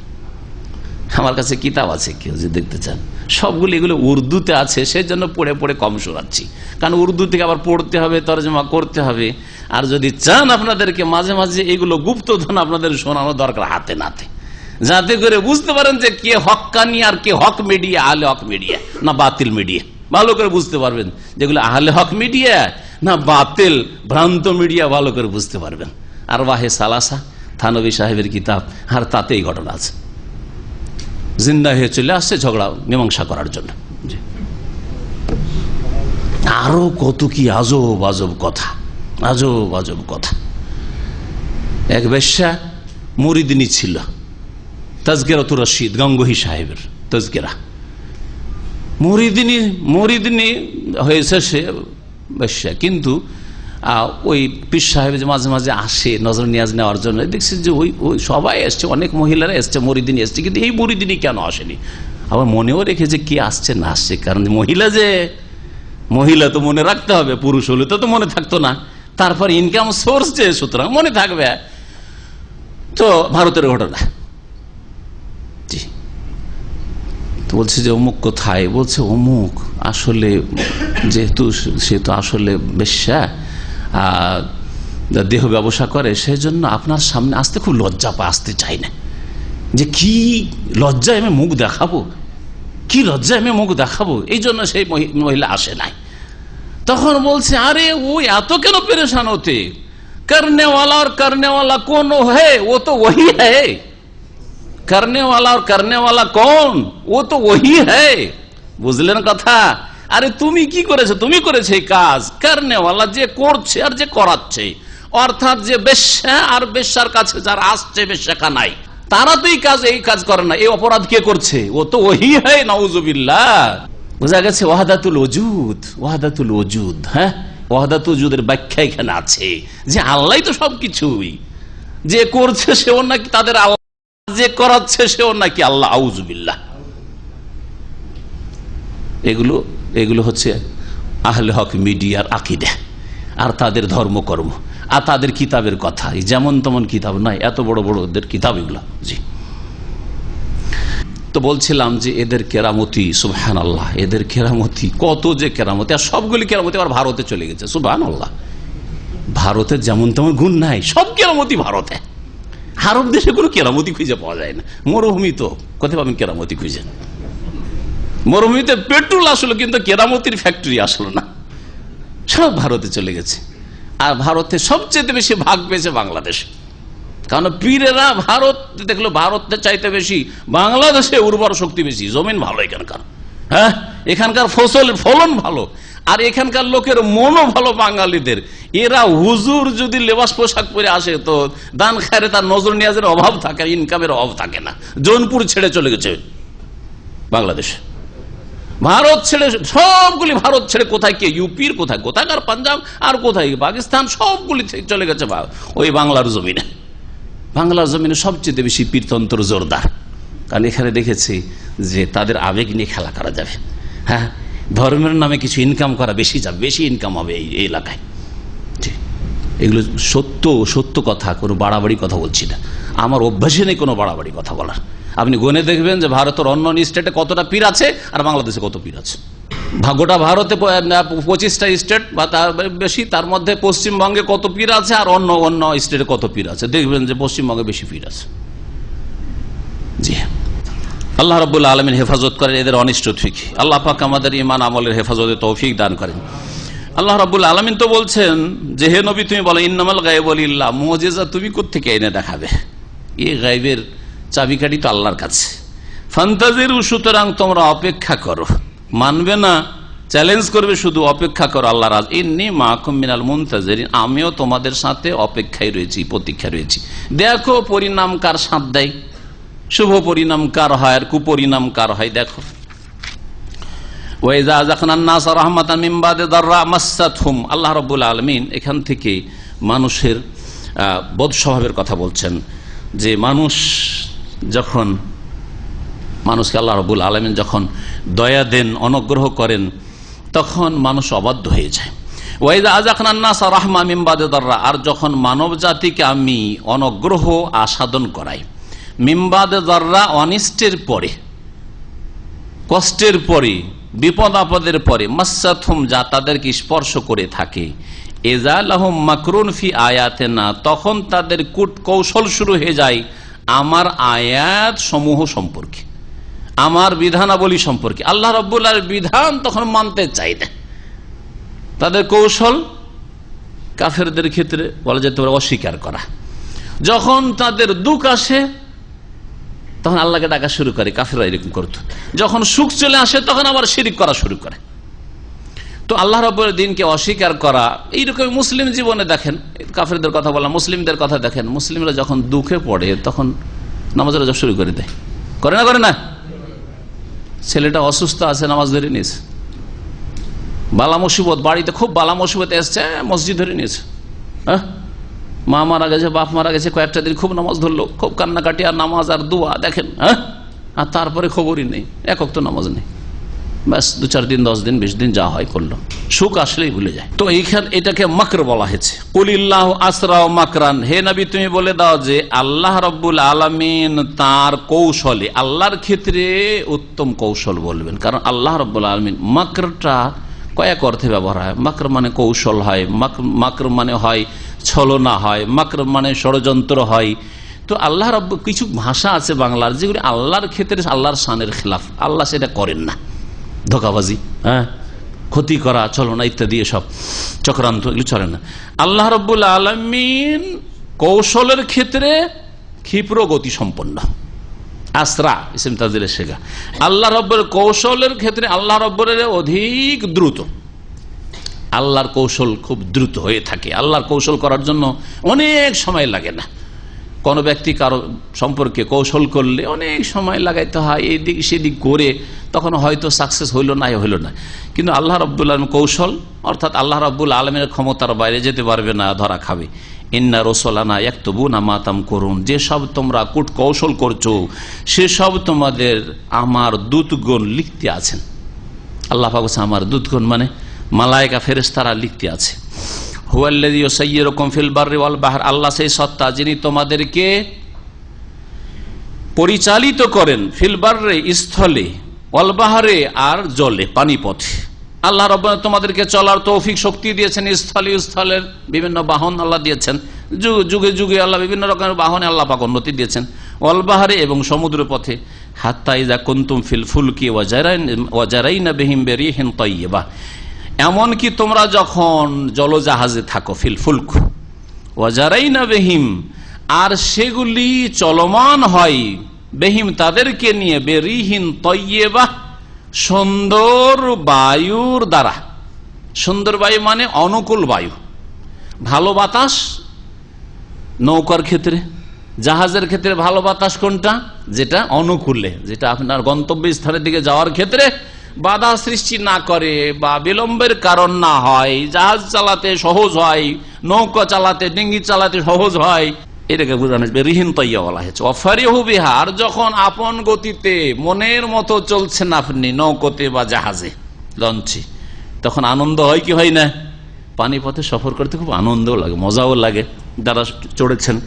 জাথা রিহুন আসিফ, হঠাৎ করে যখন ঝড়ো হাওয়া কি করে চলে আসে, হঠাৎ করে ঝড়ো হাওয়া, রিহুন আসিফ, এমন হাওয়া, এমন বাতাস, ঝড়, যেই ঝড় প্রতিকূল, আপনার গন্তব্যস্থানের দিকে যাওয়ার ক্ষেত্রে তা দিয়ে আপনি সাহায্য পান না, বরং বাধাপ্রাপ্ত হন, হিমশিম খান, অথবা এখন জাহাজ, আমার নৌকো ডুবে যাবে, এই রকমের আশঙ্কা হয়ে যায়, আর বাঁচবো না, আর কেউ বাঁচবো না, আর গন্তব্যস্থানে কিনারায় পৌঁছিতে পারবো না, ডুবে যাব, ধ্বংস হয়ে যাবো। যা আহমুল মৌজ মিন কুল্লি মাকান, আর চারিদিক থেকে যখন তরঙ্গমালা ধেয়ে আসে, যেন আক্রমণ করে চলে আসছে ঢেউ, তরঙ্গমালা, এই পরিস্থিতি যখন তৈরি হয়ে যায়, ওয়াজান্নু আন্নাহুম উহিতা বিহিম, আর তাদের দৃঢ় বিশ্বাস হয়ে যায়। এখানে জান মানে ইয়াকিনের অর্থ, জান দুই অর্থে ব্যবহার হয়।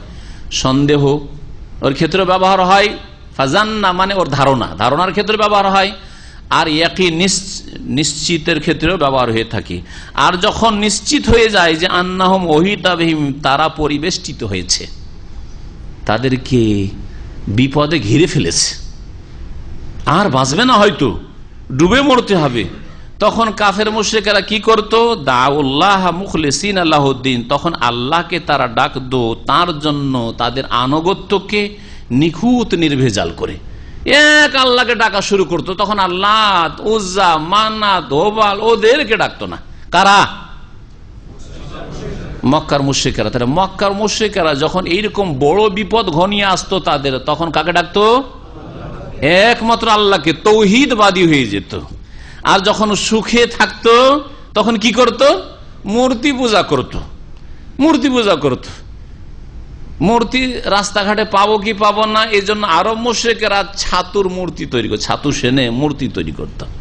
সাহাবায়ে কেরামরা ইসলাম গ্রহণ করার পরে নিজের জীবনের উপর হাসতেন, এসব জাহিলিয়াতের আর মূর্খতার জীবনের উপর হাসতেন যে হাইরে আমরা কি ছিলাম, অধম, কি নিকৃষ্ট আর অধম ছিলাম, আল্লাহ পাক আমাদেরকে নাজাত দিয়েছেন। ছাতুর মূর্তি তৈরি করে নিয়েছে, রাস্তাঘাটে পূজা করতে হবে। আর তারপরে যা খেজুর ছিল শেষ, যা সম্বল খাবার দাবার ছিল সব শেষ হয়ে গেছে, খিদে লেগেছে, খুব খিদে লেগেছে, করবিটা কি? তখন তারা বলছে ওই যে ছাতু শুকিয়ে মূর্তি বানিয়েছে ওইটাকে কামড়ে কামড়ে চিবিয়ে চিবিয়ে খেতাম, আর এক ঢোক করে পানি এইরকম করে খেতাম। জি হ্যাঁ, তো যেই মূর্তিকে এভাবে চিবিয়ে খাওয়া যায়, সেই মূর্তি আবার নিজের অনিষ্টই দূর করতে পারে চিবিয়ে চিবিয়ে। ভক্ত খেয়ে ফেলছে, যে পূজারী ভক্ত সে খেয়ে ফেলছে, নিজের অনিষ্ট দূর করতে পারে না, তো তাদের অনিষ্ট কি করে দূর করবে? তাদের অনিষ্ট কি করে দূর করবে? যে মাজারটার পূজা হচ্ছে, ওই মাজারটা যদি খনন করে সবটাই সরিয়ে দেয় বা নিশ্চিহ্ন করে দেয়, বাঁচাইতে পারবে? বাঁচাইতে পারবে? হ্যাঁ, না পেরেছে। মক্কার মুশরিকরা তাহলে যখন বিপদে পড়তো, বড় বিপদে পড়তো, তখন আল্লাহকে ডাকতো, আর যখন সুখে থাকতো তখন তারা শিরিক করত। আর আজকালকার মুশরিকরা, আজকালকার কবর মাজার পন্থীরা কি করে? হ্যাঁ বলেন, সুখ বরং দুটোই, সুখের সময় শিরিক করে আর দুঃখের সময় শিরিক করে, বরং যত দুঃখ বাড়ে তত বেশি শিরিক করে। আরো শুনে রাখেন, সুখের সময় শিরিক করে আর দুঃখের সময় শিরিক করে। বড় বড় নেতারা, প্রধানমন্ত্রী হবে, রাষ্ট্রপতি হবে, অথবা ইলেকশন এমপি হবে, তারা যায় মাজারে, বাবার কাছে, ওখান থেকে শুরু করে তারা তাদের, হ্যাঁ, তো ওখান থেকে তাদের অভিযান শুরু হয়। বাবার দোয়া নিয়ে আসলাম, হ্যাঁ, বাবার দয়া নিয়ে আসলাম, বাবা আমাকে ইলেকশনে জিতাবেন, শাহজালাল জিতাবেন, আটরসি জিতাবেন, হ্যাঁ, মাইজ ভান্ডারি জিতাবেন, অমুক জিতাবেন, তমুক জিতাবেন। এই হলো অবস্থা। তাহলে সুখে থাকলো এসবকে ডাকে, আর দুঃখে পড়লেও ডাকে, দুঃখে পড়লে ডাকে, যত দুঃখ বাড়ে তত বেশি ডাকে। না, দুঃখে পড়লে কাফের মুশরিকরা কি করতো? আল্লাহকে ডাকতো। এরা বেশি দুঃখে পড়লে বেশি এরা কবর মাজারকে ডাকে, কবর মাজারে যায়। আমি এর উদাহরণ অনেকবারই দিয়েছি। বিয়ে শাদী হওয়ার পরে 1-2 বছর ডাক্তার দিয়ে চেষ্টা করে, চিকিৎসা করলো, ডাক্তারকে দেখালে কি বাবার ছেলে মেয়ে হচ্ছে না, আমাদের 3-4 বছর হয়ে গেল, ছেলে মেয়ে হচ্ছে না, এই সমস্যা আছে, মেন্সের সমস্যা, তো এই সমস্যা সেই সমস্যা, হ্যাঁ, বলে না হইল। তারপরে তখন একটু ঝাড়ফুঁকের ইয়ে নেই, হ্যাঁ, মসজিদে আমাকে একটু ঝাড়ফুঁক দেন, ওই ঝাড়ফুঁকও হইলো না। তখন এখন শিরক শুরু, তাবিজ নেই, এই শিরক শুরু হইলো, তাবিজ শুরু হইলো, তাবিজটা একটু পরে দেখি ঝাড়ফুঁক দিয়ে যদি হয়ে যায়, ডাক্তার দিয়ে যদি হয়ে যায়, ডাক্তার দিয়ে হলো না, ঝাড়ফুঁকে যখন হলো না, ঝাড়ফুঁকের বৈধতা ছিল, যদি করে না আয়াত বা দুয়া দিয়ে যদি দমটম করতো না, ওগুলো দিয়ে হলো না, তখন তাবিজের শিরক শুরু করলো। তাবিজও হচ্ছে না রে, তাবিজ বানলা তাও ছেলে মেয়ে হচ্ছে না। তখন মানুষ শয়তান, জিন শয়তান ওয়াসওয়াসা দিল, আর মানুষ শয়তানের পরামর্শ দিল, কুপরামর্শ, যে যা অমুক গিয়েছিল ওইতে আটরসির মাজারে, অমুক গিয়েছিল ওই শাহজালাল মাজারে, অমুক গিয়েছিল ওই আজমির শরীফে গিয়েছিল, আর অমুক পয়সাওয়ালা যে গিয়েছিল বাগদাদ শরীফে গিয়েছিল, তারপরে ছেলে হয়েছে, তুইও চলে যা। হ্যাঁ, গেল আর বড় মুশরিক সেজে চলে আসলাম। তো যত মুসিবত বাড়ে তত বেশি গায়রুল্লাহ, আল্লাহ ছাড়া অন্যকে ডাকে। তাহলে আজকালকার যারা শিরিককারী তারা আগের ওই নবীর যুগের মুশরিকের চাইতে অধম কিনা বলেন দেখি। আল্লাহ রাব্বুল আলামিন তাই ওদের সম্পর্কে বলছেন যে ওরা কি বলতো, লাইন আনজাইতানা মিন হাযি, মক্কার কাফের মুশরিকেরা যখন চারিদিক থেকে তারা বেষ্টিত হইতো বালা মুসিবতে, বিশেষ করে পানি পথে, তখন তারা এক আল্লাহকে ডাকতো যখন নিরুপায় দেখতো, আর বলতো লাইন আনজাইতানা মিন হাযি, আল্লাহ তুমি যে দামাত, তারা আল্লাহ বিশ্বাস করতো। এই আল্লাহ বিশ্বাস তাদেরকে নাজাত দেয়নি। আল্লাহর সাথে তারা যেহেতু দেবদেবীকেও বিশ্বাস করতো, গায়রুল্লাহকে আল্লাহর হক দিত, সেই জন্য তারা মুশরিক। আল্লাহ বলেছেন আল্লাহ যদি এই বিপদ আপদ থেকে আমাদেরকে নাজাত দিয়ে দাও, রক্ষা করো, লানাকুনান্না মিনাশ শাকিরিন, তাহলে অবশ্যই আমরা শুকরগুজারদের অন্তর্ভুক্ত হয়ে যাব, তোমার আর কুফরি করব না, আল্লাহ তোমার সাথে আর শিরিক করবো, এরকম কথা বলতো। কিন্তু দেখেন কি করতে পরে, ফালামা আনজাহুম, আল্লাহ যখন তাদেরকে মুক্তি দান করতেন, রেহাই দিতেন, বালা মুসিবত দূর হইল, হ্যাঁ, সমুদ্রের কিনারা গিয়ে লাগতে পারলো, ইজাহুম ইয়াবগুনা ফিল আরদি বিগাইরিল হক, অন্যায় ভাবে তখন তারা পৃথিবীতে সীমা লঙ্ঘন করা শুরু করত। এবাদতে সীমা লঙ্ঘন, আল্লাহর এবাদত দিয়ে দিত দেবদেবীকে, এবাদতে সীমা লঙ্ঘন, মানুষের উপর সীমা লঙ্ঘন, জুলুম অত্যাচার, বিভিন্ন গুনাহে জড়িয়ে যাওয়া, সীমা লঙ্ঘন। ইয়া আইয়ুহান নাস, আল্লাহ পাক বলছেন হে মানব সকল, ইন্নামা বাগিয়ুকুম আলা আনফুসিকুম, নিঃসন্দেহে তোমাদের সীমা লঙ্ঘনের কুপরিণাম তোমাদের উপরই বর্তাবে, আল্লাহ তোমাদেরই ক্ষতি সাধন করবে। কেউ সীমা লঙ্ঘন করে সফল হয়নি, নিজের ক্ষতি নিজেই করেছে। মাতাল হায়াতির দুনিয়া, এই তো হচ্ছে পার্থিব জগতের ক্ষণিকের ভোগের বস্তু। দুনিয়া হচ্ছে ভোগের বস্তু কিছুদিনের জন্য। সুম্মা ইলাইনা মারজিউকুম, অতঃপর আমার কাছেই রয়েছে তোমাদের প্রত্যাবর্তন স্থল, আমার কাছে ফিরে আসতে হবে।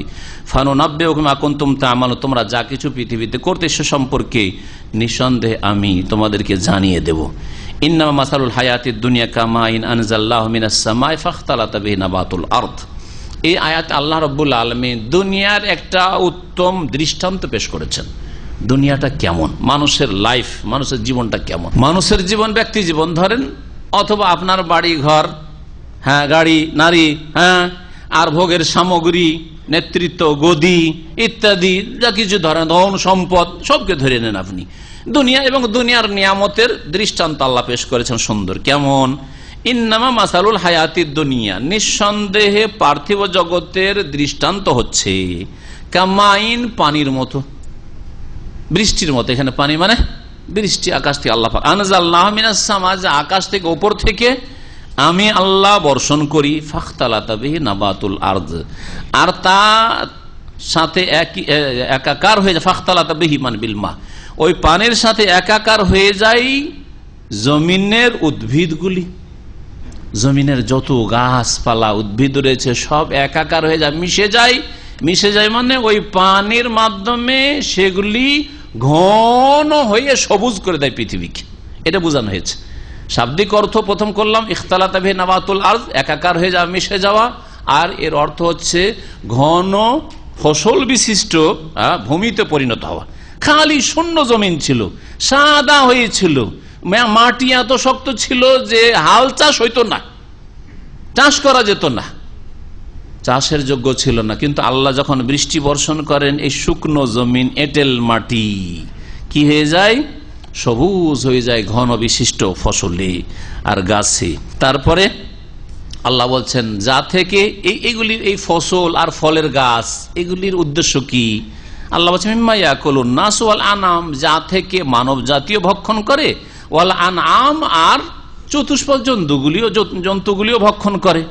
মানুষের যে গবাদি পশু, তাছাড়া অন্যান্য যেসব পশুর খাদ্য হচ্ছে ঘাস ইত্যাদি, তাদেরও খাদ্যের ব্যবস্থা হয়। হাত্তা ইযা আখাযাতিল আরদু যুখরুফাহা, এমনকি যখন এই জমিন সোনালী রং ধারণ করে, যখরুফ, যখরুফ বলা হয় গোল্ডকে, স্বর্ণকে।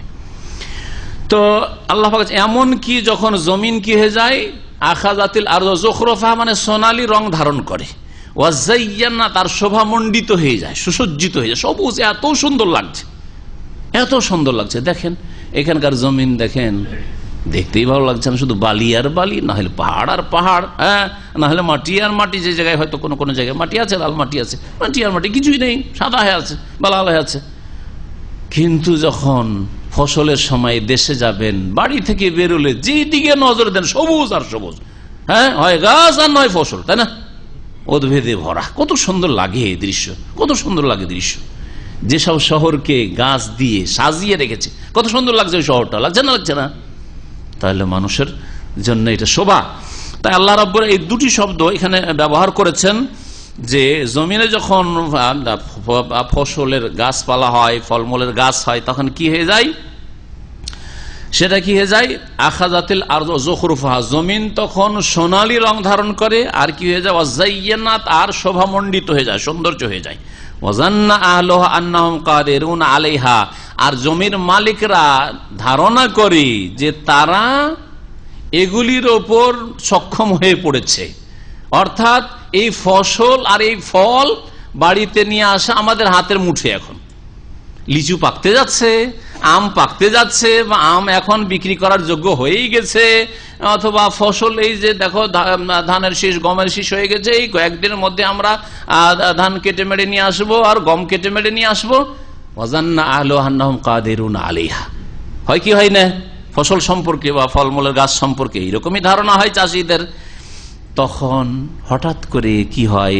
আতাহা আমরুনা লাইলান আও নাহারান, আমার নির্দেশ চলে আসে রাতের কোনো অংশে অথবা দিনের কোনো অংশে। আল্লাহর পক্ষ থেকে আযাব চলে আসে, সে ঝড়ই হোক অথবা অন্য কোনো আগুনের আযাব হোক, দিয়ে ফসল সব জ্বলে বা ঝড়ে চূর্ণ বিচূর্ণ হয়ে গেল। যত আম ছিল সব আম পড়ে গেল গাছ থেকে, লিচু পড়ে গেল, গাছ ভেঙে সব শেষ হয়ে গেল। হয় কি হয় না? সব শেষ, কিছুই নেই। আল্লাহ পাক বলছেন ফাজআলনা হাসিদান, অতঃপর সেগুলিকে আমি কেটে নিয়ে আসা, কেটে মেরে নিয়ে আসা ফসলের মতো টুকরো টুকরো করে দিয়ে, হাসাদা হাসাদা মানে কাটা মারা করা, কেটে নিয়ে আসা। তো কেটে নিয়ে আসার পরে যে খড়কুটোতে পরিণত করা হয় মেরে, ওই রকম আল্লাহ পাক করে দেন আল্লাহর আযাব দিয়ে। এইরকম যখন হয়ে যায় তখন ওই মাঠগুলো দেখতে কেমন লাগে? কালকে পরশু সবুজ হয়েছিল, বা ধানের শীষে গমের শীষে সোনালী রং ধারণ করেছিল, কিন্তু আজকে যখন ধ্বংস হয়ে গেছে, কাল্লাম তাগনা বিল আমস, মনে হচ্ছে যে কালকে এগুলি কিছুই ছিল না, কালকে কিছুই ছিল না। কাযালিকা নুফাসসিলুল আয়াতি লিকাওমিন ইয়াতাফাক্কারুন, এইভাবে বিশদভাবে আমি আমার নিদর্শনাবলীকে আমি বর্ণনা করে থাকি চিন্তাশীল সম্প্রদায়ের উদ্দেশ্যে। যারা চিন্তাশীল, যারা গবেষক, যারা গভীরভাবে চিন্তা করে, তারা এগুলি থেকে উপকৃত হবে। এখন এই জমির ফসল ছিল না কিছুই, বৃষ্টি বর্ষণ হইল, সবুজ হলো দেশ, আর তার ফলে শীষ হইলো, হ্যাঁ ধানের হোক গমের হোক, ফল ধরলো গাছে, আর তারপরে কেটে মেরে নিয়ে আসবো, বাড়িতে নিয়ে আসবো, ফলমূল নিয়ে আসবো, ফসল নিয়ে আসবো, এই আশা করে চাষি বসেছিল। হঠাৎ করে আল্লাহর আযাব আসলো রাতে বা দিন, আর সব একবার নিশ্চিহ্ন হয়ে গেল, মনে হচ্ছে কিছু ছিল না, ফসলও ছিল না, আবাদও করিনি, কিছুই নেই। মানুষের লাইফটা কি ওইরকম নয়? আজকের বুড়ো যে 60 বছর বয়স, 70 বছর বয়স, কবরে 1 পা চলে গেছে, একদিন 10 বছর 12 বছরের তরতাজা ছিল, কচি কাঁচা ছিল, যৌবনে 18 বছরের যৌবনে এমন ছিল যে এক বিবি তার জন্য যথেষ্ট হয়নি। আর আজকে নিজে চলতে পারেন না, ধরে ধরে তাকে নিয়ে যেতে হয়, বিছানায় পেশাব পায়খানা করে, সুবহানাল্লাহ, কথাও বলতে পারেন না, খাবো না কিছু বলতেও পারেন না, ঠিক কিনা? কাল্লাম তাগনা বিল আমস, তারপরে কবরে ঢুকিয়ে গেল। কাল্লাম তাগনা বিল আমস, মনে হচ্ছে এই লোকটি পৃথিবীতে আসেইনি কখনো, কালকে ছিলই না এই লোকটা, ঠিক কিনা? দুনিয়া এরকমই, নেতৃত্ব এরকমই, পয়সা এরকমই। জি হ্যাঁ, যেসব নেতাগুলি আপনাদের চোখের সামনে চলে গেছে, ওগুলোর ইতিহাস দেখেন, সাদ্দামের ইতিহাস দেখেন, ওই গাদ্দাফির ইতিহাস দেখেন। কাল্লাম তাগনা বিল আমস, মনে হচ্ছে কিছুই ছিল না, সুবহানাল্লাহ। কিন্তু এগুলো এমন জাদরেল ছিল যে সুবহানাল্লাহ, এরা মনে করতো যে আমাদের সামনে টিকে 40 বছর করে যদি থাকতে পারে নেতৃত্বেরা, তাহলে আপনি চিন্তা করতে পারেন যে এরা কি ছিল এবং কত নিজেকে মনে করতো। কিন্তু কাল্লাম তাগনা বিল আমস, মনে হচ্ছে কিছুই নেই, এখন আছে, মনে হচ্ছে এগুলো লোক আসেইনি পৃথিবীতে। সুবহানাল্লাহ, এই হচ্ছে দুনিয়া। আল্লাহু ইয়াদু ইলা দারিস সালাম, দুনিয়া হচ্ছে ভোগের সামগ্রী, শুধু দুনিয়াতে মেতে উঠিও না। দুনিয়া থেকে অতটা নাও যতটা নিলে তোমার শরীরটাকে দাঁড় করে রাখতে পারো, সুস্থ থাকতে পারো, আর তোমার প্রয়োজনটা হালাল পথে, বৈধ পথে আল্লাহকে সন্তুষ্ট রেখে মিটিয়ে নিতে পারো, আর আল্লাহর ইবাদতের যোগ্য হইতে পারো। আমি নামাজ পড়তে পারবো, আমি রোজাটা রাখতে পারবো, আমি চলাফেরা করতে পারবো, আমি ডিউটিটা করতে পারবো, এই জন্য খাওয়া দাওয়া, আমার শরীরের প্রয়োজন মিটানো, এতটা দুনিয়া থেকে নিয়ে নাও। তুমি দুনিয়াটা নেবে কিসের জন্য? আল্লাহর ইবাদতটা ঠিক রাখার জন্য, আখিরাতকে সুন্দর করার জন্য। আখিরাতের জন্য দুনিয়ার ভোগের সামগ্রী তোমার সাহায্য করবে, দুনিয়াতে মেতে উঠবে না। এই জন্য আল্লাহ পাক দুনিয়া সৃষ্টি করেছে। এই জন্য আল্লাহ পাক তারপরেই বলছেন, দুনিয়ার এই দৃষ্টান্ত পেশ করার পরেই বলছেন, আল্লাহু ইয়াদু ইলা দারিস সালাম, আল্লাহ পাক তোমাদেরকে আহ্বান করছেন হে মানব জাতি, শান্তির ঘরের দিকে, জান্নাতের দিকে। দারুস সালাম শান্তির জায়গা, যেখানে শান্তি ছাড়া অশান্তি কিছু নেই। যতই শান্তি, আপনার পারিবারিক শান্তি থাক না কেন, কখনো না কখনো তিক্ততা আসে না? আসে না? কখনো হয় না তিক্ততা? যতই পয়সায় শান্তি থাক না কেন, টেনশন আসে। বরং যত যার পয়সা তত বেশি তার টেনশন আছে না? নেই? তিক্ততা আসে না? আসে না? আসে। যতই আপনি বস হন না কেন আর বড় পদে থাকুন না কেন, তিক্ততা আছে। যেখানে থাকুন না কেন ঝুঁকি আছে, রিস্ক আছে, তিক্ততা আছে, ইত্যাদি ইত্যাদি, অশান্তি আছে। কিন্তু শান্তি, একমাত্র শান্তি, অশান্তি নেই একমাত্র কোথায়? দারুস সালাম, যার নাম সেটা হচ্ছে জান্নাত। জান্নাতের একটি নাম দারুস সালাম। আল্লাহ পাক তোমাদেরকে আহ্বান করছেন কোথায়? দারুস সালামের দিকে, শান্তির ঘরের দিকে। ওয়াহদি মাইয়া শাহ ইলা সিরাতিন মুস্তাকিম, আর যাকে আল্লাহ রাব্বুল আলামিন চান হেদায়েত দান করেন, মানে হেদায়েতের তৌফিক দান করেন সরল পথের। লিল্লাযিনা আহসানুল হুসনা ওয়া জিয়াদা, আল্লাহ পাক রব্বুল আলামিন এই আয়াতে বলছেন ওই সব লোকদের জন্য যারা সৎকর্মশীল। আহসানু, আহসানু মা আল্লাহ, আল্লাহর সাথে সদ্ব্যবহার করেছে তার ইবাদতে, আল্লাহর ইবাদতে, আল্লাহর প্রতি ঈমান নিয়ে আসায় সদাচরণ করেছে। আহসানু ইলা রাসূলিল্লাহ, রাসূলুল্লাহ সাল্লাল্লাহু আলাইহি ওয়াসাল্লাম সদাচরণ করেছে, রাসূলের অনুসরণ করেছে, রাসূলের আগেও পড়েনি, পিছেও থাকেনি, নাফরমানিও করেনি, আগে বেড়ে শিরক বিদআত করেনি ধর্মের নামে। আহসানু, যারা কোরআনের সাথে সদ্ব্যবহার করেছে। কোরআন আসমানি সিলেবাস আমাদের আল্লাহ পাক শিফার জন্য, সমস্ত রকমের রোগ দূর করার জন্য আল্লাহ নাযিল করেছেন। শুধু শারীরিক রোগ নাই, বরং অন্তরের রোগ, চরিত্রের রোগ, শিরক কুফরি রোগ ব্যাধি দূর করার জন্য আল্লাহ পাক শিফা করেছেন।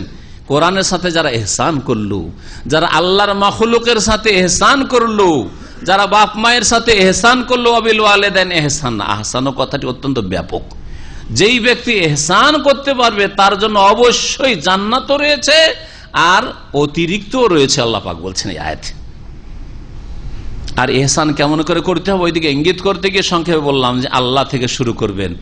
আল্লাহর সাথে ইহসানবিহীন মানে আল্লাহর প্রতি ঈমানবিহীন অথবা আল্লাহর ইবাদত বান্দেগীবিহীন বাপ মার সাথে যদি ইহসান করেন, বাপ মায়ের অনুগত, দেশের আপনি হিতাকাঙ্ক্ষী, দেশের সেবা করেছেন, দেশের জন্য বিশাল কিছু তৈরি করে দিয়েছেন, দেশের একজন বিশাল বৈজ্ঞানিক ছিলেন, দেশের আপনি দরদি ছিলেন, কিছুই কাজে আসবেন আল্লাহর সাথে সম্পর্ক না থাকলে, রাসূলের সাথে সম্পর্ক না থাকলে, কোরআন কারীমের সাথে সম্পর্ক না থাকলে।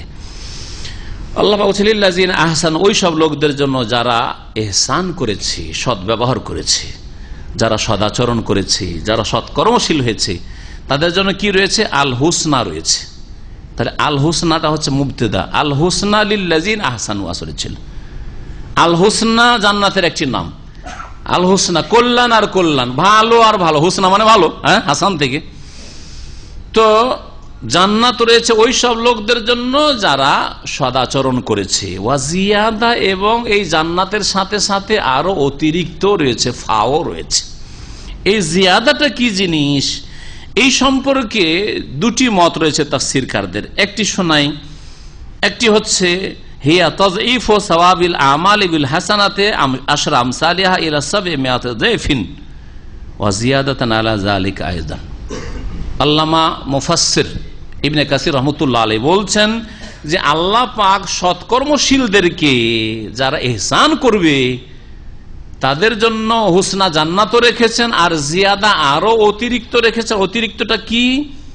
আল্লাহ তাদেরকে একটা নেকি করলে মিনিমাম 10 দেবেন, 10কে বাড়াইতে বাড়াইতে 100, 200, 300, 400, 500, 700, আরো আল্লাহ ইউযাইফু লিমান ইয়াশা, যার জন্য চাইবেন আল্লাহ আরো বেশি বৃদ্ধি করতে পারে, হাজার, কয়েক হাজার, বহু হাজার হতে পারে। এটাকে বোঝানো হয়েছে আরো অতিরিক্ত আল্লাহ দেবেন, আরো অতিরিক্ত আল্লাহ দেবেন, এটা বোঝানো হয়েছে।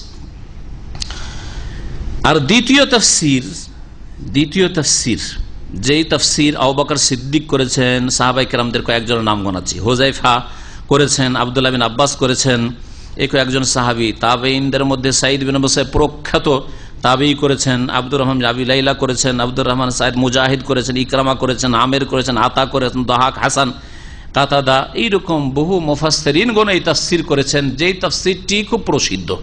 আর অনেকবারই আল্লাহ রাব্বুল আলামিনের দর্শন বা দিদার বা সাক্ষাৎ সম্পর্কে, জান্নাতে যে বড় নিয়ামত হবে সে সম্পর্কে এই আয়াত আমরা পেশ করে থাকি। এই জিয়াদা মানে হচ্ছে আল্লাহ জান্নাতও দেবেন সৎকর্মশীলদেরকে, আর কি দেবেন, যে অতিরিক্ত দেবেন মানে আল্লাহর সাথে সাক্ষাতের সুবর্ণ সুযোগ দেবেন, যেটা সবচেয়ে বড় খুশির বিষয়, আনন্দের বিষয় হবে। লিল্লাযিনা আহসানুল হুসনা, তাদের জন্য জান্নাত রয়েছে, আর আল্লাহর দর্শন দিদারও রয়েছে। দিদার শব্দটি ফার্সি শব্দ, আমাদের এই যে ভাই দিদার আছেন ফার্সি শব্দ, কিন্তু দিদার দিদার মানে দেখনেওয়ালা। ওয়ালা ইয়ারহাকু ওজুহাহুম কাতারুম ওয়ালা জিল্লাহ, আর তাদের চেহারাকে আচ্ছাদন করবে না, ঢাকবে না কাতারুন কোন কলঙ্ক, কালিমা, ওয়ালা জিল্লাহ আর লাঞ্ছনা। যারা জান্নাতি হবে এবং জান্নাতে আল্লাহর সাক্ষাতে ভাগ্যবান হবে, তাদের চেহারাকে কখনো না কোনো কালিমা ঢাকতে পারবে না, তাদের লাঞ্ছনা কখনো তাদেরকে স্পর্শ করতে পারবে। উলাইকা আসহাবুল জান্নাহ, এরাই হচ্ছে জান্নাতবাসী। হুম ফিহা খালিদুন, সেখানে তারা চিরকাল বসবাস করবে।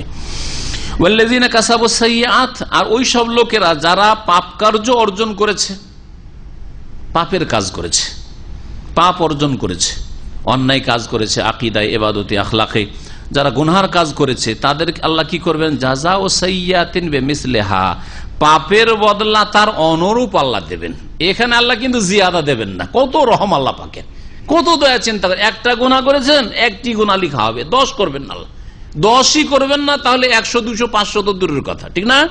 কিন্তু নেকির ক্ষেত্রে একটা নেকি করলেই 10, একটা রিয়াল খরচ করলেই 10, এক রাকাত নামাজেই 10, 100, 200, 500, 700, তারও বেশি। সুবহানাল্লাহ, কোরআনের আয়াত স্পষ্ট। জাযাউ সাইয়্যাতিন, গুনার বদলা প্রতিদান হবে, বিমিসলিহা, তার অনুরূপ, যেমন করবে, যতটা করবে তার সমান। ওয়া তারহাকুহুম জিল্লাহ, আর যারা গুনাহগার পাপিষ্ঠ তাদেরকে আচ্ছাদন করবে লাঞ্ছনা। লাঞ্ছনা বিচার দিবসে ঢেকে ফেলবে, জাহান্নামে, কবরের জীবনে, মওতের সাথে সাথে লাঞ্ছনা ঢেকে ফেলবে। মওতের ফেরেশতা, আযাবের ফেরেশতা দেখলেই লাঞ্ছনা তাদেরকে ঢেকে ফেলবে। মা লাহুম মিনাল্লাহি মিন আসিম, আল্লাহর কবল থেকে তাদেরকে কোনো রক্ষাকারী হবে না, আল্লাহর আযাব থেকে কোন শক্তি রক্ষা করতে পারবে না। কান্নামা উশিয়াত উজুহুম কিতাআম মিনাল লাইলি মুযলিমা, এমন তাদের চেহারা মলিন হবে যে যেন তাদের চেহারা মুখমণ্ডলগুলিকে ঢেকে দেওয়া হয়েছে বা ঢেকে দেওয়া হয়েছে কিতাআম মিনাল লাইলি মুযলিমা, অন্ধকার রাতের টুকরোগুলি দিয়ে। কিতাআতুনের কিতা পিসকে বলা হয়, হ্যাঁ, হাব্বাও বলে, কাম হাব্বা, পানি চাইছে না, কাম হাব্বা বলছে না, আর কাম কিতাও বলে, কিন্তু আপনারা হাব্বাটাই বেশি বুঝে, আজকাল হাব্বা চলে এসছে। কিতাআতুন মানে পিস, কিতা মানে পিস, তো কিতাআতুনের বহু বচন হচ্ছে কিতাউন। তাহলে অন্ধকার রাত শুধু না, অন্ধকার রাতের টুকরোগুলি তাদের চেহারাকে যেন কি করেছে, ঢেকে ফেলেছে। অন্ধকার রাত যদি কারো চেহারা ঢেকে নাই তো কিছুই দেখা যায় না, নিজের চেহারা নিজেই দেখতে পায় না, তো অন্য লোক আর কি দেখবে, ঠিক কিনা? জি। আর তাও যদি এক টুকরো দিয়ে না, কয়েক টুকরো দিয়ে ঢাকা হয়, ঢাকনার উপর ঢাকনা, অন্ধকার রাতে ঢাকনার উপর ঢাকনা দিয়ে ঢাকা হয়। এইরকম ভাবে লাঞ্ছনা তাদেরকে ঢেকে ফেলবে, এই গুনাহগার পাপিষ্ঠদেরকে। উলাইকা আসহাবুন নার, আর ওরাই হবে জাহান্নামের অধিবাসী। হুম ফিহা খালিদুন, সেখানে তারা চিরকাল বসবাস করবে।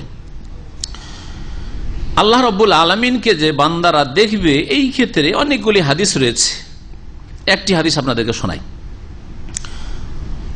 মুসনাদে আহমদে হাদিস রয়েছে, রাসূলুল্লাহ সাল্লাল্লাহু আলাইহি ওয়াসাল্লাম এই আয়াতটি পাঠ করলেন, লিল্লাযিনা আহসানুল হুসনা ওয়া জিয়াদা, আর তারপরে ইযা দাখালা আহলুল জান্নাতিল জান্নাত ওয়া আহলুন নারিন নারা, যখন জান্নাতীরা জান্নাতে প্রবেশ করবে আর জাহান্নামীরা জাহান্নামে ঢুকে যাবে। নাদা মুনাদিন, একজন আহ্বানকারী আহ্বান করবে, ইয়া আহলাল জান্নাহ, হে জান্নাতীরা, ইন্না লাকুম ইনদাল্লাহি মাওইদান, জান্নাতীরা শোনো, তোমাদের জন্য আল্লাহর সাথে একটা প্রতিশ্রুতি আছে, ওয়াদা আছে, প্রমিস আছে। ইউরিদু আইয়ুন জাযাকুমু, আল্লাহ চান আজকে সে প্রতিশ্রুতি পূরণ করবেন, ওয়াদা পুরা করবেন, আল্লাহ দেবেন তোমাদেরকে সেই ওয়াদা পুরা করে। ফায়াকুলুনা, তখন জান্নাতীরা বলবে ওয়ামা হুয়া, সেটা আবার কি? জান্নাত তো পেয়ে গেছি, জান্নাত তো পেয়ে গেছি। আলাম ইউসাক্কিল মাওয়াজিনানা, না আল্লাহ কি আমাদের নেকির দাঁড়ি পাল্লাকে ভারী করে দেননি? নেকির দাঁড়ি পাল্লা ভারী হয়ে গেছে, আলহামদুলিল্লাহ আমরা জান্নাত পেয়ে গেছি। তারপরে বলে আলাম ইউবাইয়িজ ওজুহানা, আল্লাহ আমাদের চেহারাকে শুভ্র করেছেন, সাদা উজ্জ্বল করেছেন। আল্লাহ আমাদের চেহারাকে কি করেছেন? উজ্জ্বল করেছেন। কোরআনে কারিমে রয়েছে যে জান্নাতীদের ইয়াউমা তাবিয়াদ্দু ওজুহুন ওয়া তাসওয়াদ্দু ওজুহ, কিয়ামতের দিনে দুই শ্রেণীর মানুষ হবে। কিছু চেহারা বড় উজ্জ্বল হবে, আর কিছু চেহারা কি হবে? তাসওয়াদ্দু, কালো মলিন হয়ে যাবে, কালিমা ছেয়ে থাকবে। ফাআম্মাল্লাযিনা সাওয়াদ্দাত ওজুহুহুম, যাদের চেহারাগুলি একবারে কালো হয়ে থাকবে, আল্লাহর ফেরেশতারা তাদেরকে শাসানিমূলক বলবেন, আকাফারতুম বাদা ঈমানিকুম, ঈমানের সুযোগ পাওয়ার পরে তোমরা কুফরি করেছো, সুতরাং তোমরা এই শাস্তি পেতে থাকো। ওয়া আম্মাল্লাযিনা বিয়াযাত ওজুহুহুম ফাফি রাহমাতিল্লাহি হুম ফিহা খালিদুন, আর যাদের চেহারাগুলি উজ্জ্বল হবে তারা আল্লাহর রহমতে চিরকাল থাকবে। আল্লাহ যেন আমাদের চেহারাকে উজ্জ্বল করেন, আল্লাহ আমাদের চেহারাকে জাহান্নামের উপর হারাম করেন, আল্লাহ আমাদেরকে জান্নাতুল ফিরদাউস যেন দান করেন। প্রিয় নবী মুহাম্মদ সাল্লাল্লাহু আলাইহি ওয়াসাল্লাম বলছেন যে ওই জান্নাতীরা বলবেন আল্লাহ তো আমাদের চেহারাকে উজ্জ্বল করেছেন, ওয়ায়ুদখিলানাল জান্নাহ, জান্নাত থেকে আল্লাহ আমাদেরকে দাখিল করেননি, পেয়ে গেছি জান্নাত। ওয়ায়ুজিরনা মিনান নার, জাহান্নাম থেকে আল্লাহ আমাদেরকে রক্ষা করেনি, আর কি দেবেন? কালা ফায়ুকশাফু লাহুমুল হিজাব, তখন আল্লাহর সামনে যে পর্দা রয়েছে সেই পর্দাকে আল্লাহ খুলে দেবেন। ফায়ানজুরুনা ইলাইহি, তখন জান্নাতীরা আল্লাহর দিকে তাকাবে, দেখবে। ফাওয়াল্লাহি, আল্লাহর কসম করে বলছি, মা আতাহুমুল্লাহু শাইয়ান আহাব্বা ইলাইহিম মিনান নাজরি ইলাইহি, আল্লাহ তাদেরকে এর আগে যতগুলি নিয়ামত দিয়েছেন এই আল্লাহর দর্শনের চাইতে, আল্লাহর সাক্ষাতের চাইতে, আল্লাহর মুলাকাতের চাইতে বড় প্রিয় নিয়ামত আর কিছু তাদেরকে দেওয়া হয়নি। ওয়ালা আকাররা লিআয়ুনিহিম, আর এমন কোন বড় নিয়ামত দেওয়া হয়নি এর চাইতে যা দিয়ে চক্ষু শীতল হইতে পারে। অর্থাৎ তাদের চক্ষু সবচেয়ে বেশি শীতল হবে যখন আল্লাহ রাব্বুল আলামিনের দর্শনে, দিদারে, সাক্ষাতে ধন্য হবে, কামিয়াব হবে। আল্লাহ যেন তার মোবারক চেহারা আমাদেরকে নজর দেওয়ার তৌফিক দান করেন। আল্লাহ রাব্বুল আলামিন সেই রকমের ঈমান আমল যেন দান করেন। তার রহমতে আল্লাহ পাক আমাদের ভুল ভ্রান্তি যেন মাফ করে দেন। আল্লাহ রাব্বুল তার দর্শন, তার দিদার আমাদেরকে যেন নসিব করেন। হাদিসটি সহিহ মুসলিমে রয়েছে, শুধু মুসনাদ আহমদে না। ইমাম ইবনে কাসির রাহমাতুল্লাহ আলাইহির একটা অভ্যাস, এটা শুনে রাখেন যারা তাফসীর ইবনে কাসির পড়বেন তাদের জন্য গবেষণামূলক কথা। হাদিস আছে বুখারীতে, হাদিস আছে মুসলিমে, কিন্তু উনি শুরু করেন যে এই রিওয়ায়াত করেছেন এই হাদিসটিকে ইমাম আহমদ, এরকম কথা বলেন। এটা একটা রহস্য। কেন? ইমাম আহমদের মুসনাদ আহমদের চাইতে মূল্যবান কিতাব বুখারী মুসলিম, তো বলতেন শুরুতে বলতেন যে এটা হাদিস বুখারীতে আছে, মুসলিম ওইটা না করে রাহু বলছে ফামিন যালিকা মা রাহুল ইমাম আহমদ আন সুহাইব, সুহাইব সাহাবী বর্ণনা করছেন, মুসনাদ আহমদ বর্ণনা করেছেন সুহাইব রাদিয়াল্লাহু তাআলা আনহু থেকে, এরকম করছেন। তারপর শেষখানে গিয়ে বলছেন ওয়া হাকাযা রাহু মুসলিমুন ওয়া জামাআহ, এইভাবে ইমাম মুসলিমও সহিহ মুসলিমে বর্ণনা করেছেন। কেন? কোন জায়গায় বললেন ওয়া হুয়া ফিস সাহিহাইন, হাদিসটা বুখারী মুসলিমও আছে। এর রহস্য হচ্ছে ইমাম আহমদ রাহমাতুল্লাহ আলাইহি মুসনাদ আহমদে 40,000-এর হাদিস রয়েছে। এই মুসনাদ আহমদ গোটাটাই ইবনে কাসিরের মুখস্থ ছিল, যার যেটা বেশি ভালো মুখস্থ ছিল উনি, যার যেটা যত ভালো মুখস্থ সেটা পেশ করে। এখন আমি আমার আলোচনাতে যেটা বেশি মুখস্থ সেটা না পেশ করব, তো উনি যখন তফসির লিখতেন তখন প্রথমে শুরু করতেন ইমাম আহমদ মুসনাদ আহমদে আছে, কারণ ওটা বেশি মুখস্থ আছে, মুসনাদ আহমদে আছে। আর তারপরে তখন দেখতেন যে এটা তো বুখারী তো আছে রে, আর এটা মুসলিমও তো আছে, তখন বলতেন যে এটা হুয়া ফিল বুখারী ওয়া ফি মুসলিম, এরকম। চিন্তা করেন যে এরা কি যেমন তেমন মুফাসসির। আর আজকাল এক শ্রেণীর মডার্ন বক্তা রয়েছে, আর মডার্ন ধর্মকর্ম করে, তারা তাফসীর ইবনে কাসির পড়তে বলবেন, আপনাকে বলবে যে ওই পড়ো, কি পড়ো? তৌফিমুল কোরআন পড়ো, আর না হয় বলে ফিজল আলীর কোরআন পড়ো, যেগুলোতে যুক্তি ছাড়া কোনো হাদিস দিয়ে তাফসীর করা হয়নি। তাফসীরের রায়, মতামত ছাড়া, নিজের মতামত ছাড়া কোনো একটা আয়াত হাদিস দিয়ে তাফসীর করে দেয়। এইরকম তাফসীরগুলো পড়তে হবে। তারপরে এই তাফসীরগুলিতে ভুলে ভরা আছে, আকীদার ভুল ভরা আছে, যার ফলে কখনো ধোঁকা খাবেন না যে কোনো বড় ব্যক্তি আপনার কাছে বলে দিয়েছে যে তফসিরুল কোরআন পড়ুন। হ্যাঁ, ইসলামের নামে রাজনীতি করলে তফসিরুল কোরআন পড়ুন। ইসলামের নামে যদি রাজনীতি করতে হয় আর অপব্যাখ্যা করতে হয় কিয়ামতের দিনের, তাহলে ফিজল আলীল কোরআন পড়ো, শহীদ কুতুবের। কথা বোঝা গেছে? ওগুলো কিতাব সাধারণ লোকের পড়ার জন্য না, নাহলে বিভ্রান্তির শিকার হবেন। ওইসব তফসির যদি কোনো আলেম পড়ে, যার ক্ষমতা আছে, আলেম মানে ভালো আলেম, যাচাই বাছাই করতে পারবে, তার কাছে কষ্টিপত্র আছে যে না রে এখানে ভুল করছে, কিন্তু এখানে আমাকে ধোকা দিচ্ছে, এখানে কিন্তু ভুল পথে আমাকে নিয়ে যাচ্ছে, সে পড়তে পারে। সাধারণ লোক ওইসব তফসির পড়বে না, যে দুটো তফসির না বিশেষ করে বললাম। আল্লাহ পাক তারপরে বলছেন ওয়ায়াউমা নাহশুরুহুম, স্মরণ করো সেই দিনকে যেদিন তাদেরকে একত্রিত করব, জামিয়ান সকলকে, সুম্মা নাকুল, তারপরে বলবো ইল্লাযিনা আশরাকু, মুশরিকদেরকে আল্লাহ বলবেন মাকানাকুম, মানে তোমরা তোমাদের স্থানেই অবস্থান করো, তোমার নিজ জায়গায় তো অবস্থান করো, সরবে না। আনতুম ওয়াশুরাকাউকুম, তোমরা এবং তোমাদের অংশীরা, অর্থাৎ দেবদেবীর পূজা করেছো, অথবা উলিয়া উলিয়ার পূজা করেছো, কবর মাজারের পূজা করেছো, ওই কবরওয়ালারা থাকো ওইখানে, আর কবরওয়ালা যদি সাপোর্ট করে থাকে, মনে রাখবেন যে যদি ওরা সমর্থন করে থাকে বিশেষ করে, আর সমর্থন না করলেও আল্লাহ পাক রব্বুল আলামিন সেখানে দেখানোর জন্য যে দেখো যাদের পুজো করতে, যেই মাজারগুলি পূজা করতে, তো ওরা তো অস্বীকার করছে, যেই নেক লোকগুলির মূর্তি বানিয়ে পূজা করতে তারা তো অস্বীকার করছে, ওইটা দেখাবার জন্য জমা করবেন এক জায়গায় মুশরিকদেরকে। আর মুশরিকদের যেসব উপাস্যগুলি আছে সেগুলি মূর্তির আকারে হোক, অথবা জীবিত আকারে হোক, অথবা কবর মাজারের আকারে হোক, আল্লাহ সবগুলিকে একত্রিত করবেন এই লোকগুলিকে। ফাযাইয়ালনা বাইনাহুম, আল্লাহ পাক বলছেন অতঃপর তাদের মাঝে আমি পৃথক করে দেব, মানে আলাদা আলাদা করে দেব, এক জায়গায় জমা করব, জমা করার পরে দেখিয়ে দেবো যে এগুলোর পূজা করতে তোমরা, এগুলির উপাসনা করতে, এই তোমরা এদেরকে সেজদা করতে, এদেরকে ডাকতে, দেখিয়ে দেওয়ার পরে তাদের আলাদা আলাদা করে দেব, কেউ কারো সাহায্য সহযোগিতা করতে পারবে না, কাজে আসবে না। তারপরে কি হবে শোনেন, ওয়াকালা শুরাকাহুম, তাদের অংশীরা বলবে, মানে এই দেবদেবীগুলি বলবে, উপাস্যগুলি বলবে, এই মাজারওয়ালা জিলানি চিস্তি বলবে, এরা কি বলবে শোনেন, মা কুনতুম ইয়ানা তা'বুদুন, ঈসা আলাইহিস সালাম বলবেন, জি হ্যাঁ যাদের পূজা করা হয়েছে, এরা কি বলবে, মা কুনতুম ইয়ানা তা'বুদুন, ওদেরকে সম্বোধন করে একত্রিত করা হয়েছে, বলবে তোমরা আমাদের পূজা করতে না, আমাদের উপাসনা করতে না, আমরা তো জানি না, আমরা তো খবর রাখি না যে আমাদের উপাসনা তোমরা করতে, আমরাই তো আল্লাহর ইবাদত করেছি, তোমরা কিসের আমার পূজা করেছো। মা কুনতুম ইয়ানা তা'বুদুন ফাকাফা বিল্লাহি শাহিদাম বাইনানা ওয়া বাইনাকুম, তাহলে শোনো এখন ঝগড়া শুরু হইলো। এরা বলছে না আমরা এদের উপাসনা করেছি, লাতুজ্জার উপাসনা করেছি, আমরা এই বাবাকে ডেকেছি, বাবা আমাদের উদ্ধার করবে, বাবার শিক্ষা বাবার আদর্শ এটা ছিল। আর এ বলবে না আমি বলিনি। দুই দিক থেকে যখন তর্ক শুরু হয়, এ বলছে আমরা বলিনি, মাজারওয়ালা গুলো বলবে যে আমরা এইসব করতে বলিনি, আর বলছে না আমাদেরকে শিখে এটাই আদর্শ শিখিয়েছিল, এসব করেছে। এই ঝগড়া মিটবে কি করে? তখন এরা বলবে দেবদেবী আর উপাস্যগুলি আর ওই মাজারওয়ালারা, ওই পীরগুলো বলবে, পীর মানে তো আবার বুঝতে পারে, পীর মানে তো আবার বাতিল দিকে চলে যাচ্ছে, ভালো লোক যাদের পূজা করা হয়েছে তারা বলবে, কি বলবে যে দেখো তাহলে সাক্ষী লাগে, সাক্ষী আল্লাহ ছাড়ার বড় সাক্ষী কি আছে, এ তখন বলবে। আল্লাহ বলছেন তখন ওরা বলে ফাকাফা বিল্লাহি শাহিদাম বাইনানা ওয়া বাইনাকুম, আল্লাহই যথেষ্ট আমাদের মাঝে এবং তোমাদের মাঝে সাক্ষী হিসাবে। আল্লাহকে সাক্ষী করো।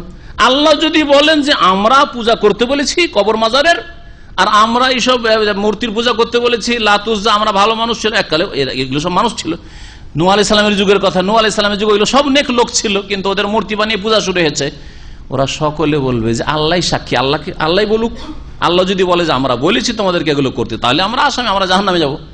আর যদি আল্লাহ বলেন না এরা বলেনি, তোমরা এইসব বানিয়েছো, ধর্ম বানিয়েছো, মাজার পূজার ধর্ম বানিয়েছো, মানুষ পূজার ধর্ম বানিয়েছো, তাহলে তোমরা অপরাধী। এই সাক্ষী বানাবে আল্লাহকে। ইন কুন্নান ইবাদাতিকুম লাগাফিলিন, এমনকি তোমাদের এই উপাসনা থেকে আমরা উদাসীন ছিলাম, বেখবর ছিলাম, আমাদের খবরই ছিল না যে কবরে কবরকে মাজার বানিয়েছিলে, আর পাকা করেছিলে, আর তফ করতে, আর এসে খাসি মোরগ জবাই করতে, আর আমার কাছে ছেলে চাইতে, রোগের আরোগ্য চাইতে, আমরা এইসব জানতাম না, গাফিল ছিলাম, বেখবর ছিলাম। হুনালিকা তাবলু কুল্লু নাফসিন, সেখানে প্রত্যেক ব্যক্তি পরীক্ষা করে নেবে নিজেকে, মানে প্রত্যেক ব্যক্তির তিক্ত অভিজ্ঞতা হয়ে যাবে। শাব্দিক অর্থ বালা ইয়াবুলু মানে পরীক্ষা করা, অভিজ্ঞতা, আর এর ভাব অর্থ হচ্ছে জেনে নেওয়া। তিক্ত অভিজ্ঞতার মাধ্যমে জানা যায় না, যায় না? হ্যাঁ, তো ওইখান থেকে এটা নেওয়া হয়েছে। যেমন আমরা বলি ভাই আমার এটা তিক্ত অভিজ্ঞতা আছে, মানে আমার এরকম হয়েছে, পরীক্ষার পরই বলছি যে এরকম করলে কখনো ভালো হয় না, জানা আছে আমার। তো হুনালিকা তাবলু কুল্লু নাফস, সেখানে প্রত্যেক ব্যক্তি নিজে তিক্ত অভিজ্ঞতা পেয়ে যাবে বা করে নেবে, জেনে নেবে মা আসলাফাত, ওই সব কাজকর্ম সম্পর্কে যা অতীতে করেছে, যেসব পাপ করেছে, শিরক করেছে, সব এখন তিক্ত, আইরে সব তো ভুল করেছিলাম, এই মাজার পূজা করেছিলাম ভুল, কবর পূজা করেছিলাম ভুল, পীর পূজা করেছিলাম ভুল, এই মূর্তি পূজা করেছিলাম ভুল, সব ভুল করেছি, গঙ্গা যমুনা পূজা করেছিলাম ভুল, লিঙ্গ পূজা করেছিলাম ভুল, সব বুঝে নি। অরুদ্দু ইলাল্লাহ, আর আল্লাহর কাছে তাদেরকে ফিরিয়ে নিয়ে আসা হবে। মাওলাহুমুল হক, যিনি তাদের প্রকৃত অভিভাবক।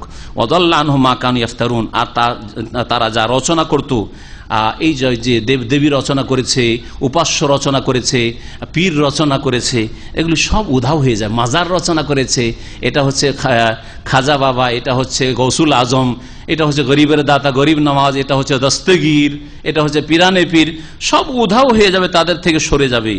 কুল মান ইয়ারযুকুকুম মিনাস সামাই ওয়াল আরদ, হে নবী বলো যে তোমাদেরকে আকাশ থেকে জমিন থেকে কে রিজিক দান করেন। আম্মা ইয়ামলিকুস সামা ওয়াল আবসার, আর কে তোমাদের শ্রবণ শক্তি আর দৃষ্টি শক্তির মালিক?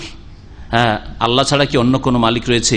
ওমাই ইউখরিজুল হাইয়্যা মিনাল মাইয়্যিত, আর কে জীবিতকে মৃত থেকে বের করে? জীবিতকে মৃত থেকে বের করা যেমন ডিম থেকে মুরগির বাচ্চা বের হওয়া, হ্যাঁ, বীর্য থেকে মানুষ পয়দা হওয়া বা যে কোনো মখলুক পয়দা হওয়া, বীর্য মৃত, আর ওদের থেকে 40 দিন পরে ধীরে ধীরে বাড়তে বাড়তে 120 দিন হলে তখন রূহ আসছে, তাতে জীবিত। আর তারপরে তার বিপরীত ইউখরিজুল মাইয়্যিতা মিনাল হাই, আর মৃতকে বের করেন কে? মিনাল হাই, জীবন্ত থেকে। জীবিত থেকে মৃতকে বের করা যেমন মুরগির পেট থেকে ডিম বের হওয়া, এইরকমই মৃত বের হওয়া জীবিত থেকে। যদি গাছের প্রাণ মনে করেন, গাছ থেকে যে দানা হচ্ছে, শুকনো দানা ইত্যাদি ইত্যাদি, দানা থেকে, দানা মৃত, দানা থেকে গাছ জন্মাচ্ছে, হ্যাঁ, আঁটি থেকে গাছ জন্মাচ্ছে ইত্যাদি। অমাইয়ুদাব্বিরুল আমরা, আর কে আছে যিনি সব কাজ পরিচালনা করেন? একমাত্র আল্লাহ। ফাসায়াকুলুনা, সমস্ত এই আরব মুশরিকরা বলবে, মক্কার মুশরিকরা, আল্লাহ, এসব কাজ আল্লাহর। তার আল্লাহর রুবুবিয়তে, আল্লাহর কাজে মক্কার মুশরিকরাও শিরিক করতো না। ফাকুল, হে নবী বলো, আফালা তাত্তাকুন, তাহলে কি তোমরা আল্লাহকে ভয় করবে না? যখন আল্লাহ এসব কাজ করেন, তোমার দেবদেবীর পূজা কেন? আল্লাহ যখন এইসব কাজ, রুবুবিয়ত যখন আল্লাহর, আল্লাহর কাজে আল্লাহ এক, তো আল্লাহর ইবাদত, আল্লাহর একত্ব, তাওহীদে উলুহিয়াত প্রতিষ্ঠা করো। গত সপ্তাহে বলেছি যে আল্লাহ পাক রব্বুল আলামিন আল্লাহর রুবুবিয়তের দলিল পেশ করেছেন উলুহিয়াতের ক্ষেত্রে। আল্লাহ যখন মালিক, তাহলে মালিকের শুকরিয়া আদায় করবে না, যে মালিক না গোলামের শুকরিয়া আদায় করবে? যে আপনাকে চাকরি দিয়েছে, যে আপনাকে ভিসা দিয়েছে, তার শুকরিয়া আদায় না করে যদি আপনার সমতুল্য একটা লেবারের যদি আপনি শুকরিয়া আদায় করেন, তো কেমন হবে? ফাযালিকুমুল্লাহ, তিনিই তো হচ্ছেন আল্লাহ, তোমাদের রব, আল হক, প্রকৃত। হামাযা বাদ আল হক ইল্লা যালাল, প্রকৃত সত্য পরে আর কি হইতে পারে? হামাযা বাদ আল হকের পরে, সত্যের পরে গুমরাহি, ভ্রষ্টতা ছাড়া আর কিছুই নেই। ফাআন্না তুসরাফুন, তোমরা কোথায় ফিরে যাচ্ছ? কাযালিকা হাক্কাত কালিমাতু রাব্বিকা আলাল্লাযিনা ফাসাকু আন্নাহুম লা ইউমিনুন, এইভাবেই হে নবী মুহাম্মদ, তোমার প্রতিপালকের কথার বাস্তবায়ন হয়েছে ওই সব লোকদের ওপর যারা পাপাচারে লিপ্ত হয়েছে, যে আন্নাহুম লা ইউমিনুন, এরা বিশ্বাস করবে না। যারা বড় ফাসেক হয়েছে, অর্থাৎ কুফরিতে লিপ্ত রয়েছে, আল্লাহর কথার বাস্তবায়ন হয়েছে যে এরা চেষ্টাও করবে না, সুতরাং এর ফলনও ঘটবে না, এরা হেদায়েত হবে না। এখানে আমাদের তাফসীর আজকে শেষ করছি। আল্লাহ পাক রব্বুল আলামিন যেন আমাদের ভালো কথা কবুল করেন, ভুল ভ্রান্তিকে মাফ করে দেন, হক কথা বলার তৌফিক দান করেন, হক অনুযায়ী চলার তৌফিক দান করেন। সুবহান রাব্বিকা রব্বিল ইজ্জাতি আম্মা ইয়াসিফুন ওয়া সালামুন আলাল মুরসালিন ওয়ালহামদুলিল্লাহি রাব্বিল আলামিন।